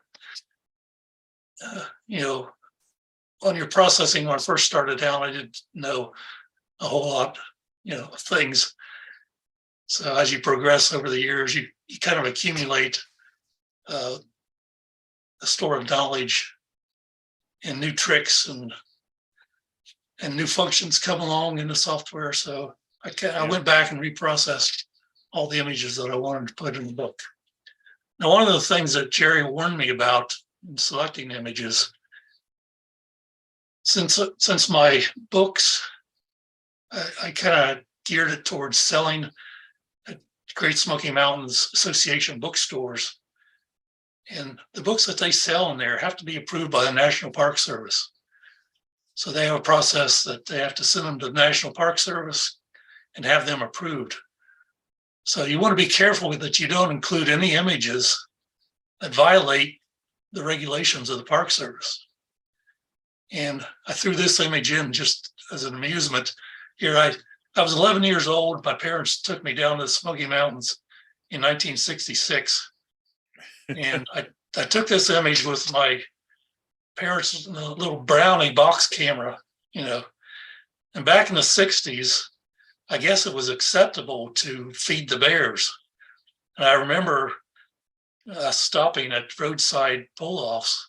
And if there's a bear there were just people standing around with loaves of bread, just, feeding it to them. And the bears would be there to eat, of course. Sure. And I got this picture of some lady, I don't know who the lady is, but, standing right next to the bear, just a few feet away. And that would totally not be allowed today. That'd be a big no-no. Yeah. Like the regulations now are you need to be, 50 yards away from any wildlife. If you're not, you could be fined. So this would be an example of a photo that would be denied publishing or denied being sold in a bookstore at national parks, unless maybe it was included in a book of what not to do. Maybe. Yeah. So another case that he told me a case of a person that published a book sent it down to them for approval. And on the back cover, it showed a picture of the author holding a bear cub. Of course, that book was denied immediately. Oh, geez. And that's after he had already had it printed. Wow. Another example, and this was kind of blew my mind, was there was a picture in somebody's book of a park ranger standing there greeting some visitors or something, interacting with them. And the park ranger had a badge that wasn't an official park badge, or some kind of insignia or something on his clothing. Jeez. That book was denied for that reason too. Wow. So something That's you gotta crazy. consider in having someone like an experienced person like who I worked with to know these things and have it looked at and proofread before we even go any farther. Of course, I mentioned the Yeah. cover type. You gonna say something, Jeff? No, I Okay. agree. This is really interesting. Had to be tough deciding on the next bunch of stuff that you're going to be talking about. Yeah. So cover type, I mentioned before, soft or hardbound. One of the things I wanted to do, it's kind of hard to put panoramic photos in a book because you want the photo to be large to kind of fill the person's view when they're looking at it. So if you put a 1:3 ratio photo on a single page of a book, it's going to be kind of small. You're not going to get the panoramic effect. So I wanted these photos to extend page to page. So the type of binding that I wanted was a lay flat type binding, where you didn't have the traditional crease in the middle where the pages are going in and back out, the binding. So I chose a lay flat type format. I don't know if that would have been available in a soft bound or not. I can't remember, but I chose a hard bound with a matte finish cover. Yeah. Of course, the type of paper affects the quality of the photo that you want to display. So you want a nice, high quality type of paper, photo paper. And then text fonts and sizes. I initially set up my book, designed it, and sent it to Jerry to look at. He didn't like the text fonts I was using. And he recommended more traditional text fonts, also the sizes. He found in some of the books he made, the sizes of the text and the captions of the photos were too small for some people to read. And also the color was too gray, I guess. Some people had a hard time seeing the text. He didn't want the text to, distract from the photograph. So he kind of made it a gray color, which ended up, he got a lot of complaints from people of it being too dim. So these are the kinds of things that you need to decide. How did you figure out the trim size? Were there Oh. standard sizes that they had, or? Yeah, well, in his case, I could pick any size I wanted to. I'm sure Okay. there are some limitations, but basically the trim size I used was, I decided on the panoramic photograph the size I wanted was like a 7 by 21 inch. So that fit, if you divide the 21 in half, that's 10.5 inches on a page. So Yeah. page of about 7 by 10.5 inches. So I made the book, and then when you add in the hardcover, it's approximately 8.5 by 11 Yeah. book. So a 7 by 21 inch photograph would extend across that size of book, and it wouldn't make it too big that it would be more expensive, or too small that it would take away the effect of looking at a panoramic image. Right. And of course, I had to decide on the number of photographs to include in the book, because that also affects the cost. So, there's a lot of compromises Yeah. So after those decisions are made, you need to prepare your images.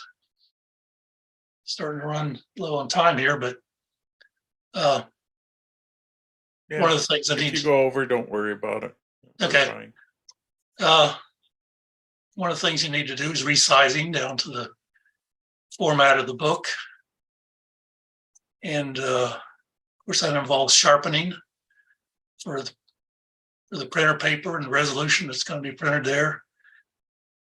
And then the other thing, which I gained a lot of experience with, is soft proofing. I don't know how many of you do your own printing at home, but I'm sure that you've probably run into the frustration of printing a photograph that looks absolutely fantastic on your screen. When it comes off the printer, well, that doesn't quite look like what I see on the screen. Kind of disappointed. And of course, a lot of that has to do with proper calibration of your screen and using the right printer profiles and things like that. But in the case of this mass publishing or mass printing of books, it seems like all the printers use CMYK printers. So it means you're limited to just those 4 inks: cyan, magenta, yellow, and what they call a key color, which is black in this case. And so you're limited to the CMYK color space.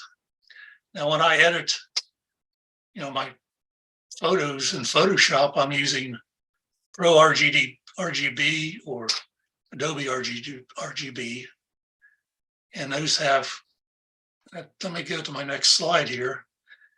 And you've probably all seen this little diagram here, which represents the color gamut that the human eye can discern. And basically, just quickly, the outside of this curve here represents all the pure colors of the electromagnetic spectrum that the eye can see, from the long red wavelengths through green and all the way down back to violet.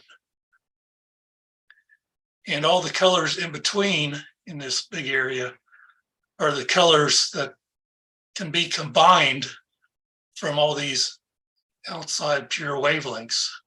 So if I draw a line from, say, this green down to this edge here, all the colors along that line can be generated from different combinations of these two colors on the outside. So these triangles inside here, like I say, the whole area represents what the eye can see. But these triangles inside here are more limited, what's called a gamut of colors that can be displayed or printed by a particular device according to a particular standard. So this big triangle here represents the Adobe RGB color space.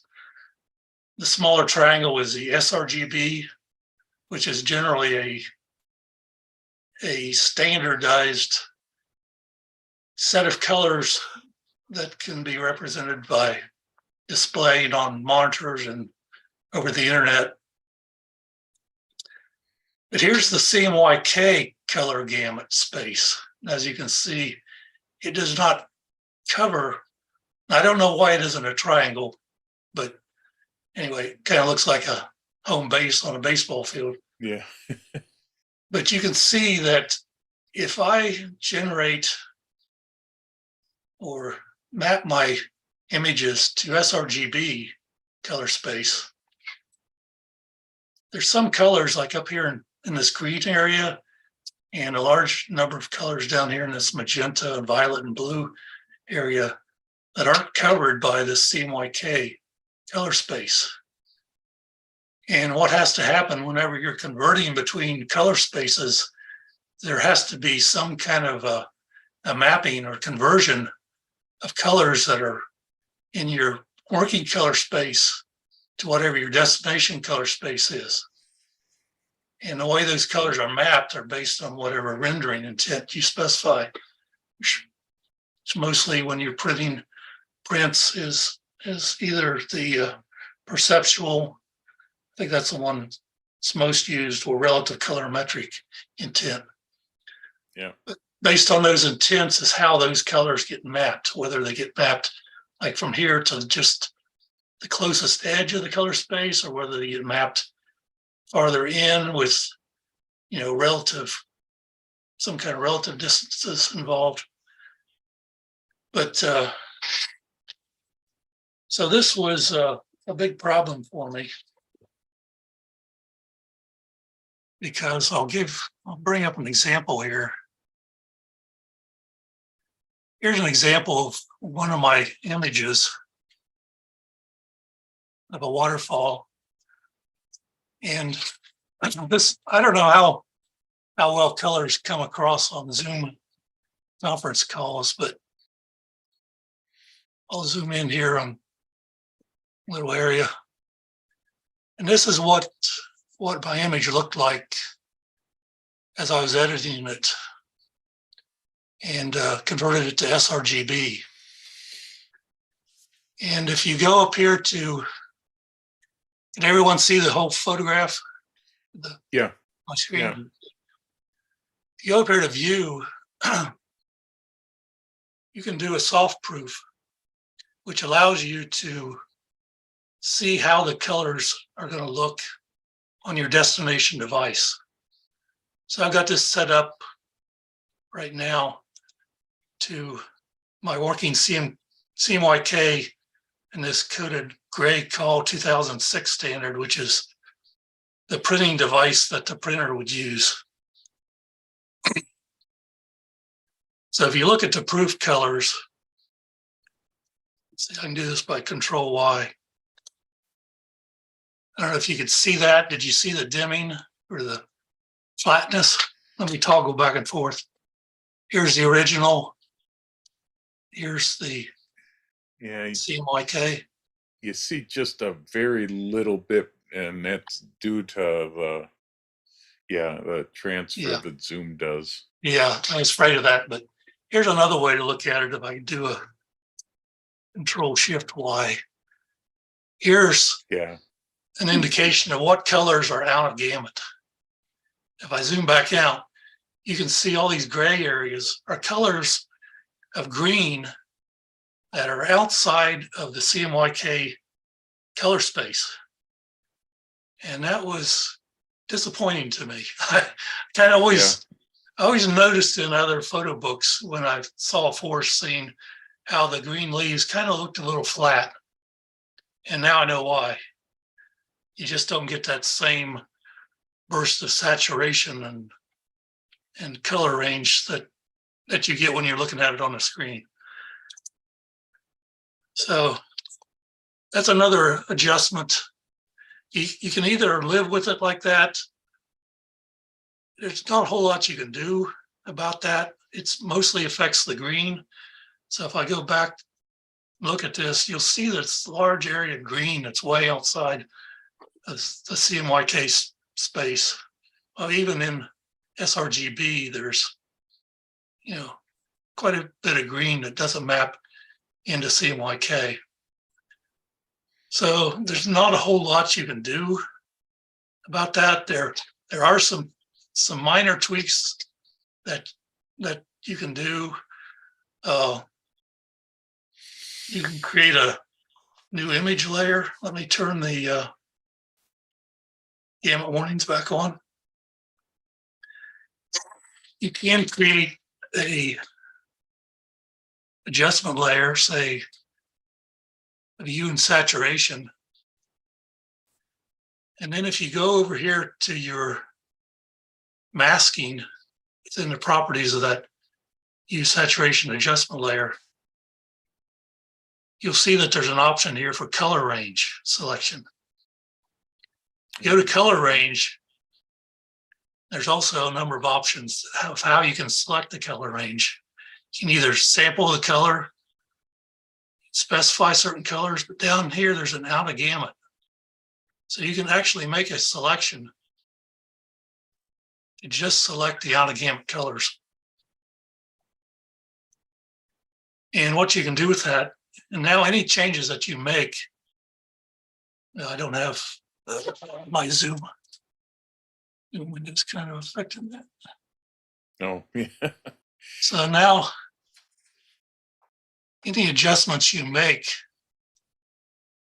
to like saturation, if I reduce the saturation, you'll see that I'm bringing those colors more into the CMYK gamut. Also lightness, a little bit, you can affect that a little bit. And I can't say for sure whether that really helps much, but it does give you the option to maybe make some minor adjustments.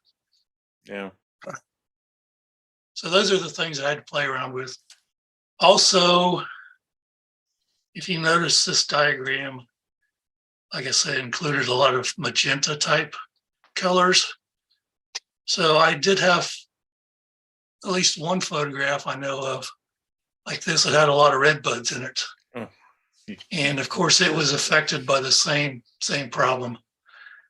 If I do a Allen gamut, you'll see that the gray shows up a lot in the magenta as well as the green leaves. So just something you have to deal with, I guess, when you're printing a book. yeah, I never. I don't thought have that about problem. area. I don't have that problem when I print to my home printer because my home printer, I have an Epson, and it has 8 ink cartridges in it. It has an additional, it has cyan, but it also has light cyan.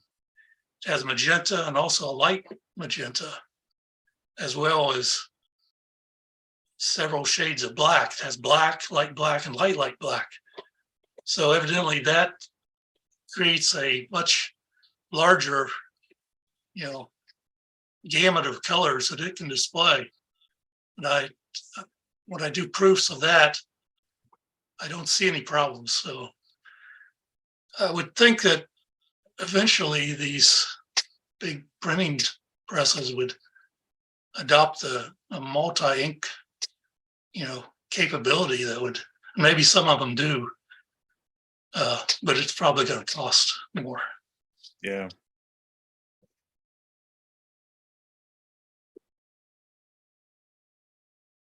Okay.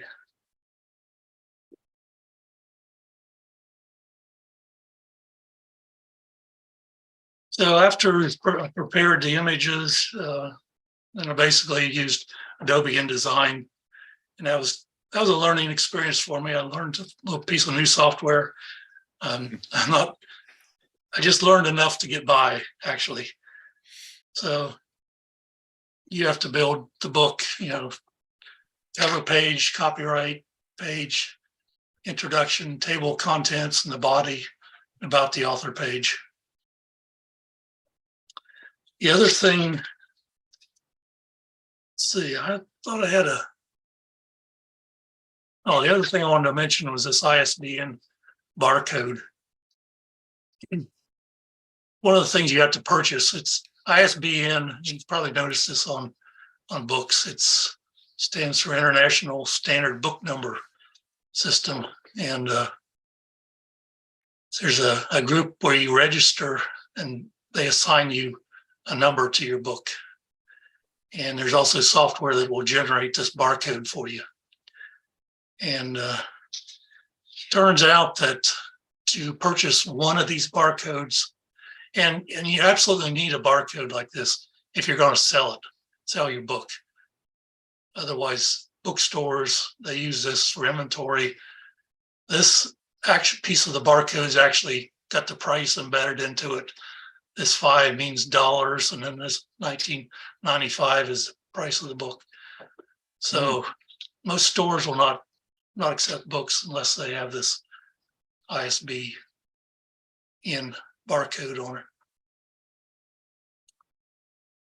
it. The cost of one ISBN barcode is $125. wow. But if you want to buy 10, you can buy 10 of them for $300. So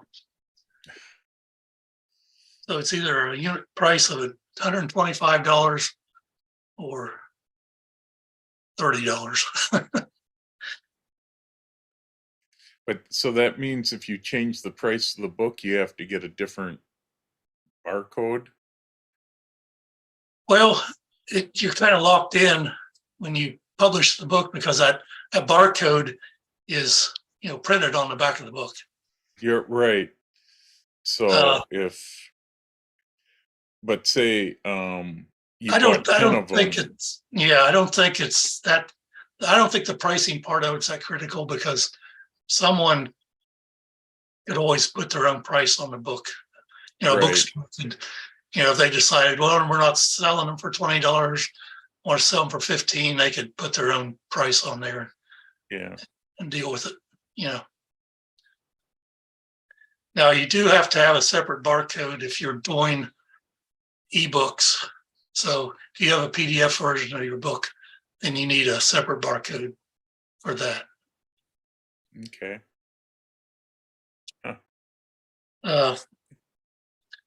So where am I here? Okay, so continuing on with the process, after I finish my InDesign book, I'll convert it to PDF according to the printer's specification. Then the guy I worked with, Jerry, he would send that to the printer company and they would verify that the PDF meets their specs. If they don't, then they'd have to tell you what they need to have changed. Sure. And if that all works out, then I place the order, pay 1/3 of the cost, total cost at that point. Then the printer will print a set of proofs for review. And these proofs are just single unbound sheets of each page. So you just get a big bundle of printed pages. Okay. And you look through and make sure that the quality of the printing is to your satisfaction, the colors and all that are satisfactory. And then you give the go ahead for them to proceed. And then they supply a set of what's called F&Gs, which stands for folded and guided. I'm not sure what that really means, but these are not single sheets of paper, but they're kind of all glued together in an unbound state that you can page through, and it represents, the order of the pages and how they're put together. And then you would take a look at that and approve that. And then I would pay the next installment of 1/3 of the cost to proceed with the full printing of the order. And at that point, the printer manufactures the books, and then you make the final installment of payment when they're ready to ship the books to me. The shipping was a little bit of a hassle, or a little bit delayed because of COVID. I don't know if you guys remember all the ships that were backed up into the harbors off California. They couldn't get in to unload their freight because of lack. I guess they had a labor shortage of dock workers. So the boat that my books were on were sitting out there in the ocean for a while. That had delayed my delivery a little bit. So now comes time that they're delivered to me. They get delivered on a big truck. I had a couple of pallets delivered to me. I had to move them all down into my basement. They're shipped from the port. Once they get into the port, they're shipped by what's called LTL freight. LTL stands for less than truckload. So I wasn't aware this service existed, but it doesn't come like from FedEx or UPS. There's actually services that distribute shipments of, well, I guess what would be large freight shipments that don't take up a whole truckload. So there's companies that have this network of trucks that will, take care of all that for you and ship it to your destination. Oh. So at this point, I've got my books, and it's up to me now to sell them. You know, I can advertise them on my personal webpage. I can sell them either direct. If you sell them direct, then you've got the opportunity to make the maximum amount of profit because nobody's taking their cut in the middle. But, you know, you do have to handle shipping materials and the costs. And you're also responsible for local sales taxes to your state if you have state sales tax to deal with. And I did sell a number of books that way, but it's mostly since I don't have a large following of, I don't have any following actually of people. A lot of these like YouTuber photographers out there, they'll publish a book and they'll have a big following of people that watch them on YouTube, and they have the opportunity for direct sales, whereas I wouldn't. I did sell some that way through, you know, to friends and acquaintances that I knew of, people that I would meet on photography workshops, things like that. So the other thing which I was most interested was selling them through the Great Smoky Mountains Association bookstores. So like I mentioned earlier, you do need approval by National Park Service. So I called them up or wrote to them, and they said they'd be happy to take a look at my book. I sent them a sample copy. They responded to me saying, and I think this was in August when I did this. They responded to me saying that, well, we don't approve items that sell in our bookstore until like the middle of the winter. Well, when our workload is low, they all get together with the National Park Service, and they will go through items that have been submitted to them, and they will decide on what will be sold for the following year.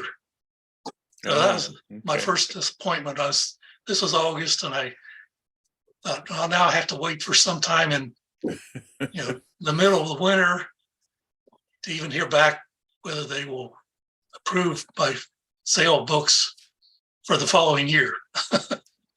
So anyway, I said, okay, that's what I got to deal with.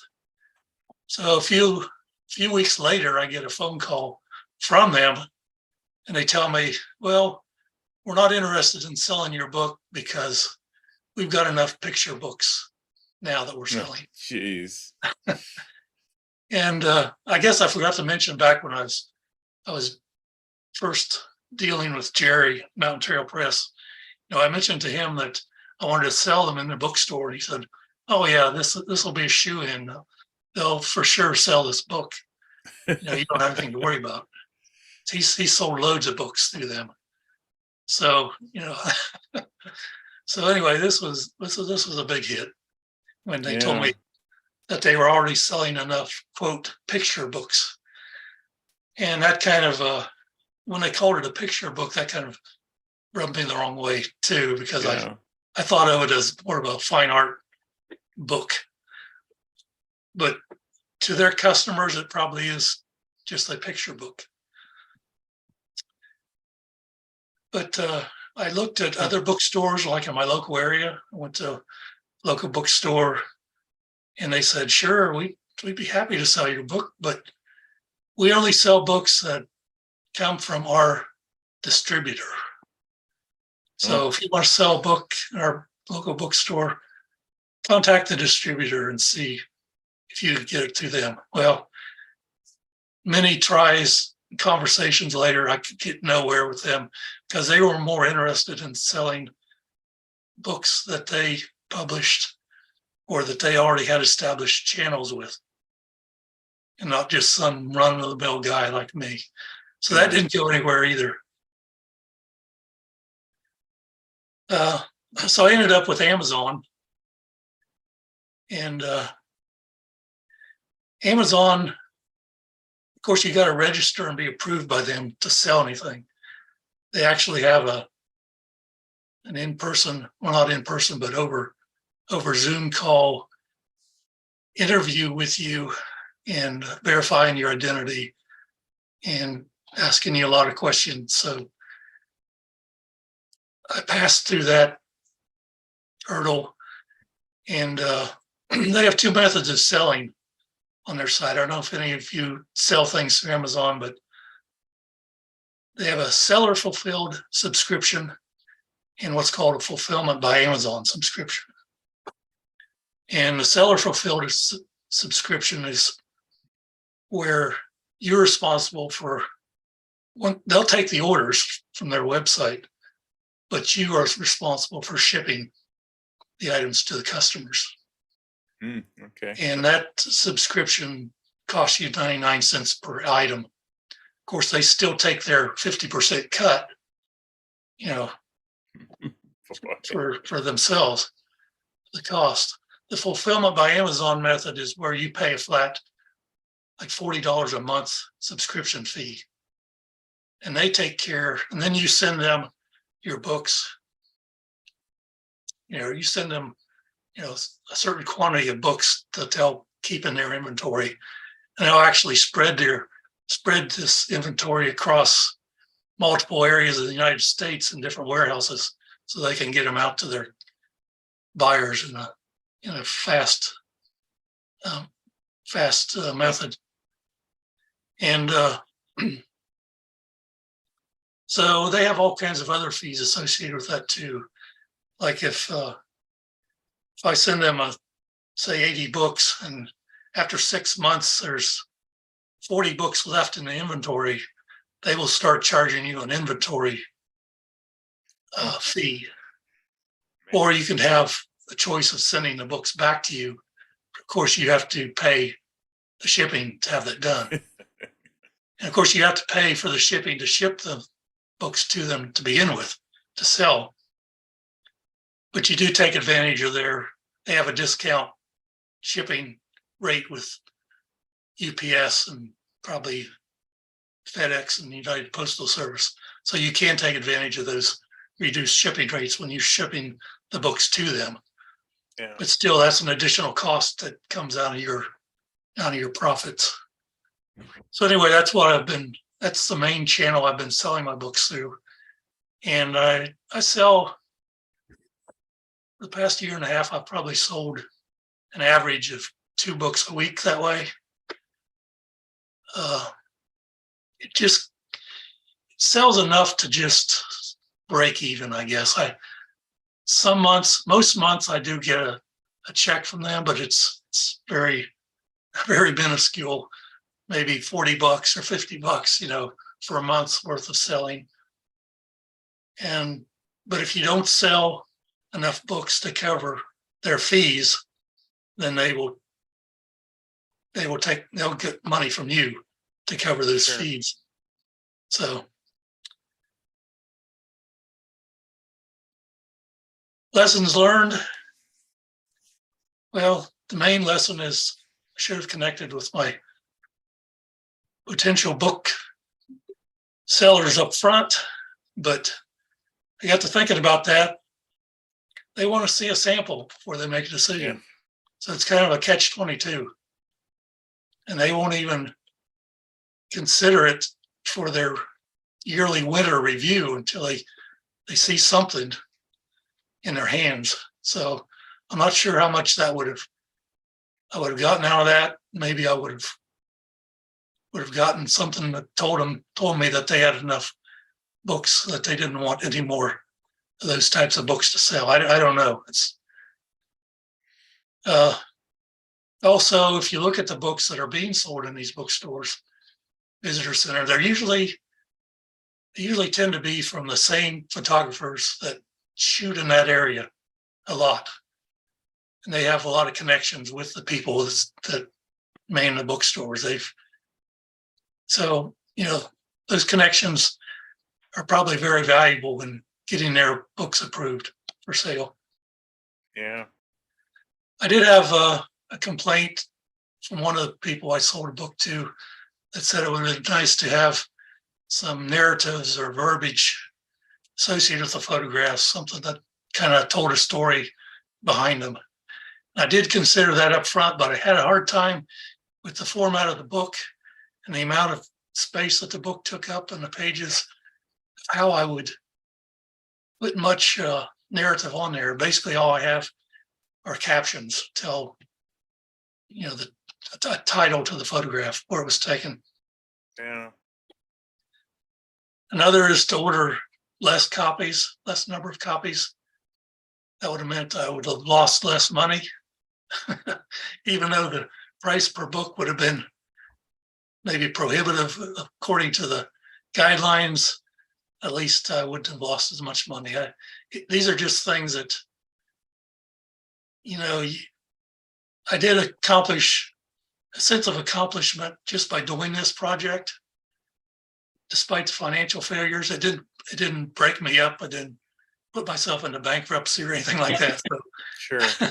Yeah. I had the money. I just basically took the money that I would have spent on travel that year and spent it on this. Probably came out about even, but I did learn things from it. So I'm not really, you know, that bitter about the whole experience. It's just one of those things. Like I said, I'm retired. I was looking for new things to do.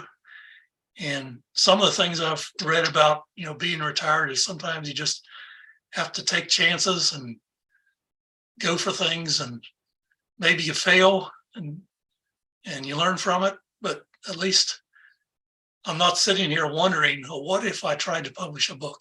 You know, Yeah. maybe that would have been a really good thing. Now I know. Yep. So Yep. that's the end of my presentation. I did have a couple other photographs I wanted to display just for your amusement, I guess.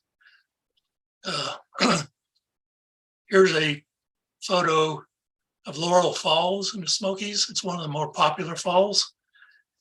And of course, all you photographers out there know that the best times to get to some of these popular sites are during the early morning hours before the tourists get out of bed. So here's a photograph I found of that same area taken from almost the same spot. And this is what it looks like in the middle of the day. Yep. And here's that little wooden rail that you saw in the other photograph. This rail right here. Is right here. Yeah. Yeah. And It's hard there's to even- get that falls without people. Oh, and I can't somebody imagine climbing how up on- anybody has any enjoyment coming out and looking at these falls with this many people around. There's even a person sitting up here on the falls itself. Yeah. That's Here's another one that I took in Cades Cove. This is Sparks Lane. Cades Cove opens up at sunrise. They'll open the gates for vehicular traffic at sunrise. And usually when I get there before sunrise even, there's a line of cars waiting to get in. Yep. So on this particular morning, I was one of the first ones to get there.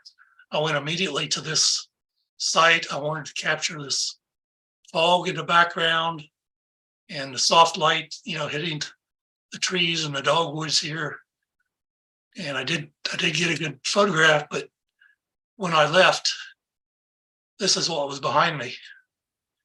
You know, a whole line of photographers with all their tripods. So luckily I got my spot where I wanted to be and got the shot. Yeah, I know Cades Cove has always been a tricky one to, Yeah, but I usually try to hit it on rainy days or, you know, really dreary days when you don't get as many people going by, but the last time I was down there, I swore I'd never come back again. I don't know if I'll adhere to that or not, but it was so frustrating getting around that area. yeah, And, I haven't been down there for about 4 or 5 years, so. I think all the national parks are starting to get this way. It's Yeah. Getting overcrowded. And speaking of Cades Cove, as I mentioned, I am into astrophotography. And even though Cades Cove is closed between sunset and sunrise, there's no restriction if you want to hike in there. So I could have hiked to this point, before any of the cars got there. It's about a mile hike, But on the other side of the road from where this is, there is a cabin, a John Oliver's cabin sets back away from the woods. And I always wanted to try a Milky Way shot from back there. So one night in the summer, at sunset, I hiked back there. I hiked back actually too early because I had to wait back there in the dark till 3 a.m. before the Milky Way was Oh, in the boy. right spot. And of course, all the deer back there were curious and wandering around, trying to figure out what I was doing.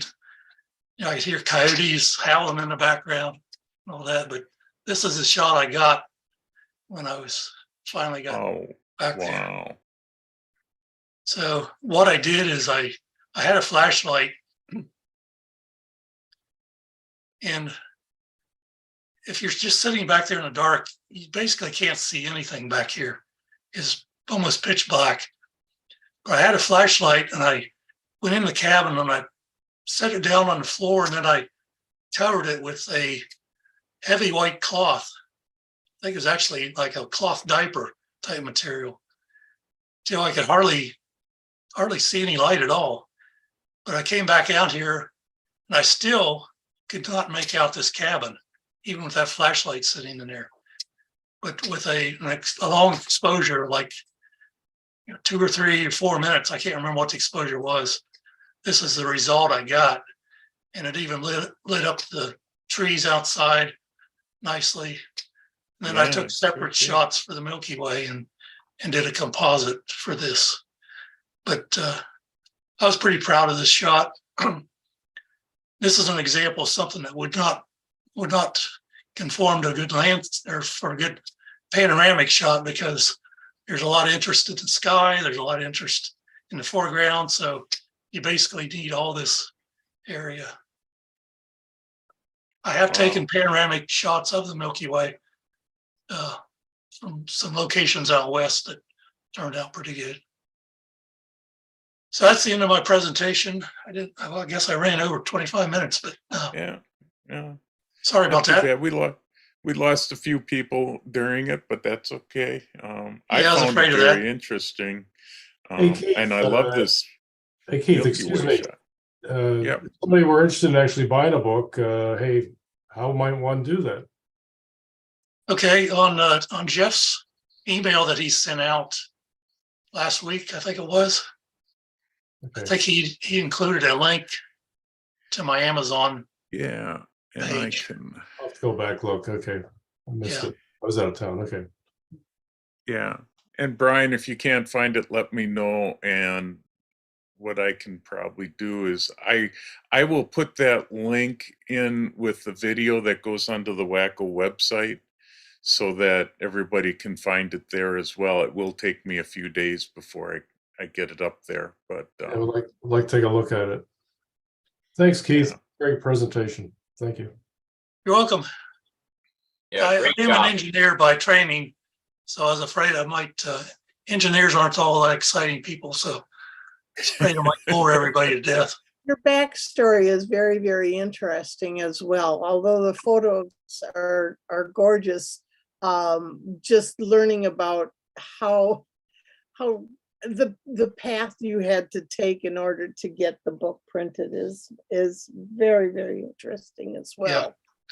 Yeah, I had no idea when I started this what it took to publish a book. So Yeah, it was very ambitious, and I found it quite interesting, but it sure muted my thoughts of doing one myself. yeah, I think the best thing I'm going to do from now on is just publish my yearly books for my own personal use, and that'll satisfy me. Of course, if you're publishing a one-off book, it's going to cost a lot more than $20. yeah. I know Blurb does discount as you order higher quantities, but even to order like 100 books still doesn't get you the kind of prices you were getting. But yeah, Right. that's a tough decision, when you're talking 1,200 books or 500 books. Yeah. you know. I did, I forgot to mention, I did contact Blur because, you know, they do mention on their website that they do quantity orders. So I did get a quote from them. And like, you know, the unit price from them was going to be like 50 or 60 bucks a book. And Yeah. that's just, you just can't sell to the masses like that. No, interesting. I see Sylvia, you've got your hand raised. Can you just type your question or comment into the comment section? Or I can probably, let me see. Do they have a limit on how many pages you can put in there? You know, like for X amount of dollars? Are you talking about Blurb? I'm talking about the book that you made, and that do they give you, let's say, 50 pages or 100 pages, the way that you did that building this book? No, I didn't have any limitation. I'm sure there is a limitation, but I didn't come anywhere close to it. I think I had like 56 pages total. I didn't want to do anything too large just for my first endeavor. Now Blurb, I know they have limitations on the number of pages based on the paper type. You know, if you buy one with a real thick, high quality paper, then the number of pages they can print is smaller than what they'd be able to print with a, you know, lower quality, you know, thinner weight paper. And so they're probably limited by the thickness of the book, the binding thickness, I imagine. Yeah, I think that gets to be part of it. You don't want to create too thick of a book, and Yeah. But yeah, and of course, as you create more pages, the book gets more expensive. So Yeah. you got to watch that as well. He's great. It's Great presentation. I was wondering, what type of engineer are you? What was your field? Electrical. Yeah. Okay. I started out with a Brownie Starmite, went to a Pentax Spotmatic, then went to a Okay. Nikon D200. You were talking about yourself, and I thought, is he talking about me or him or what? And I'm an engineer, chemical engineer. Okay. So it was kind of interesting. I thought, geez. And I also published a book, but just for myself, and it cost me about $80 through Shutterfly. Right. Sounds about right. Yeah. Yeah, the first camera I got, it was in 1969. It was the cheapest I could afford with my paper route money.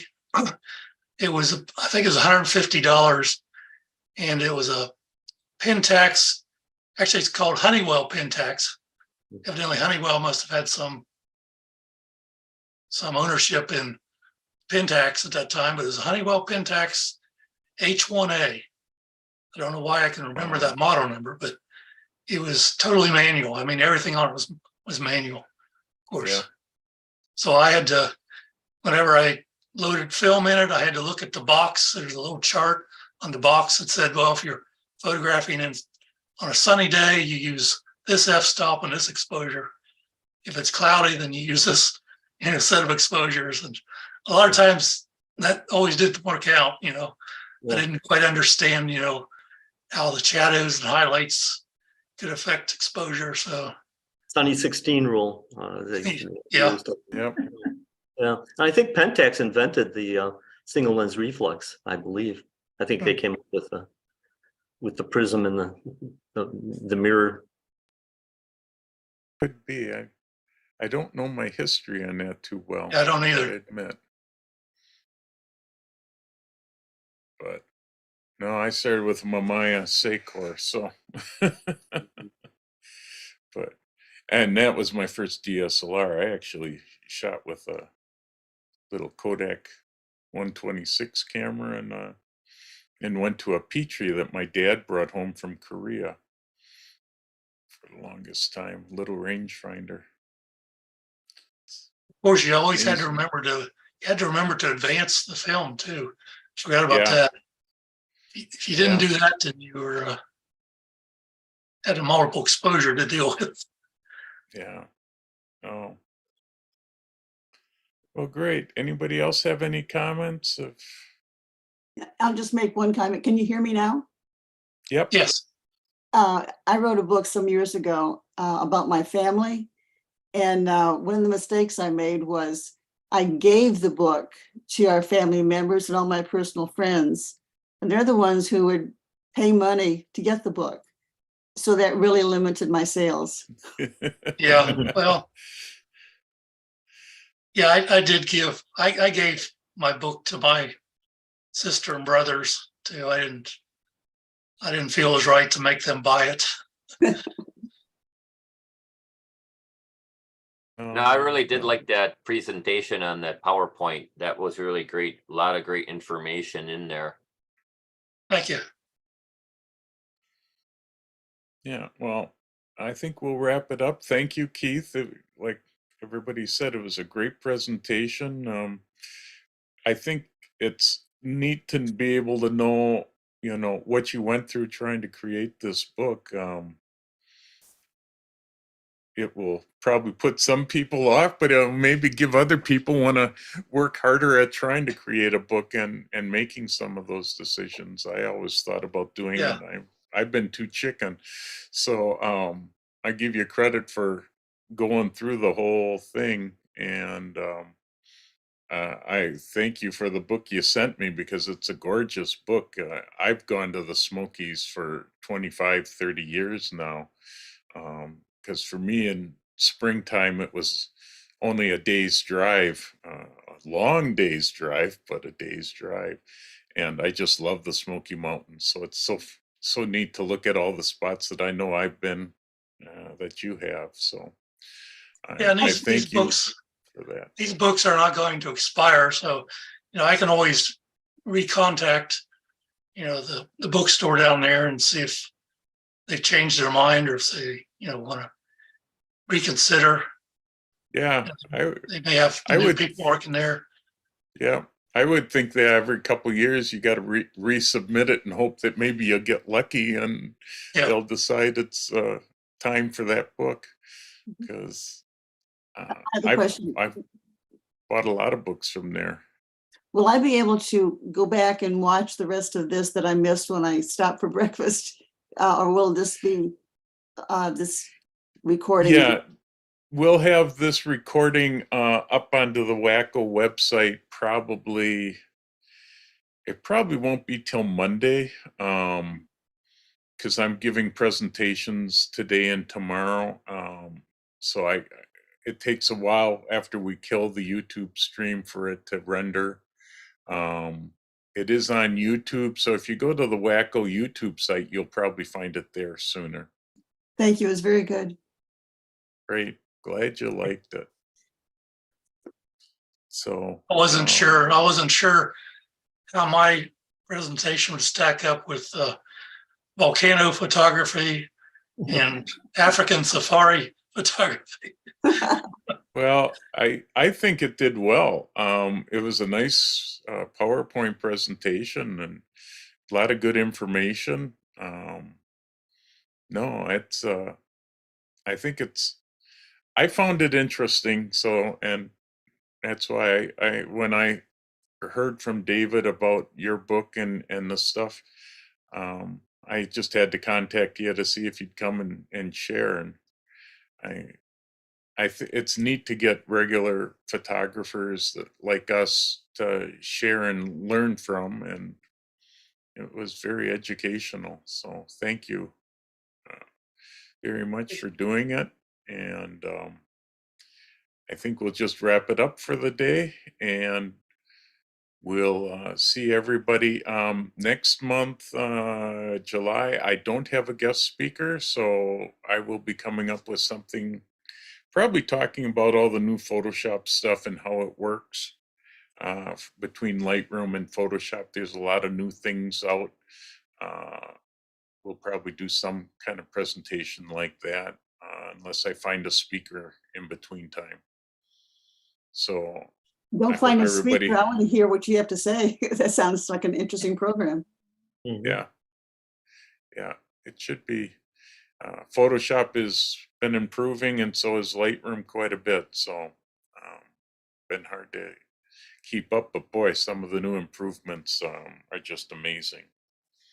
So with that, I'll say thanks everybody for coming, and we'll see you at the end of July. Thank See you. ya.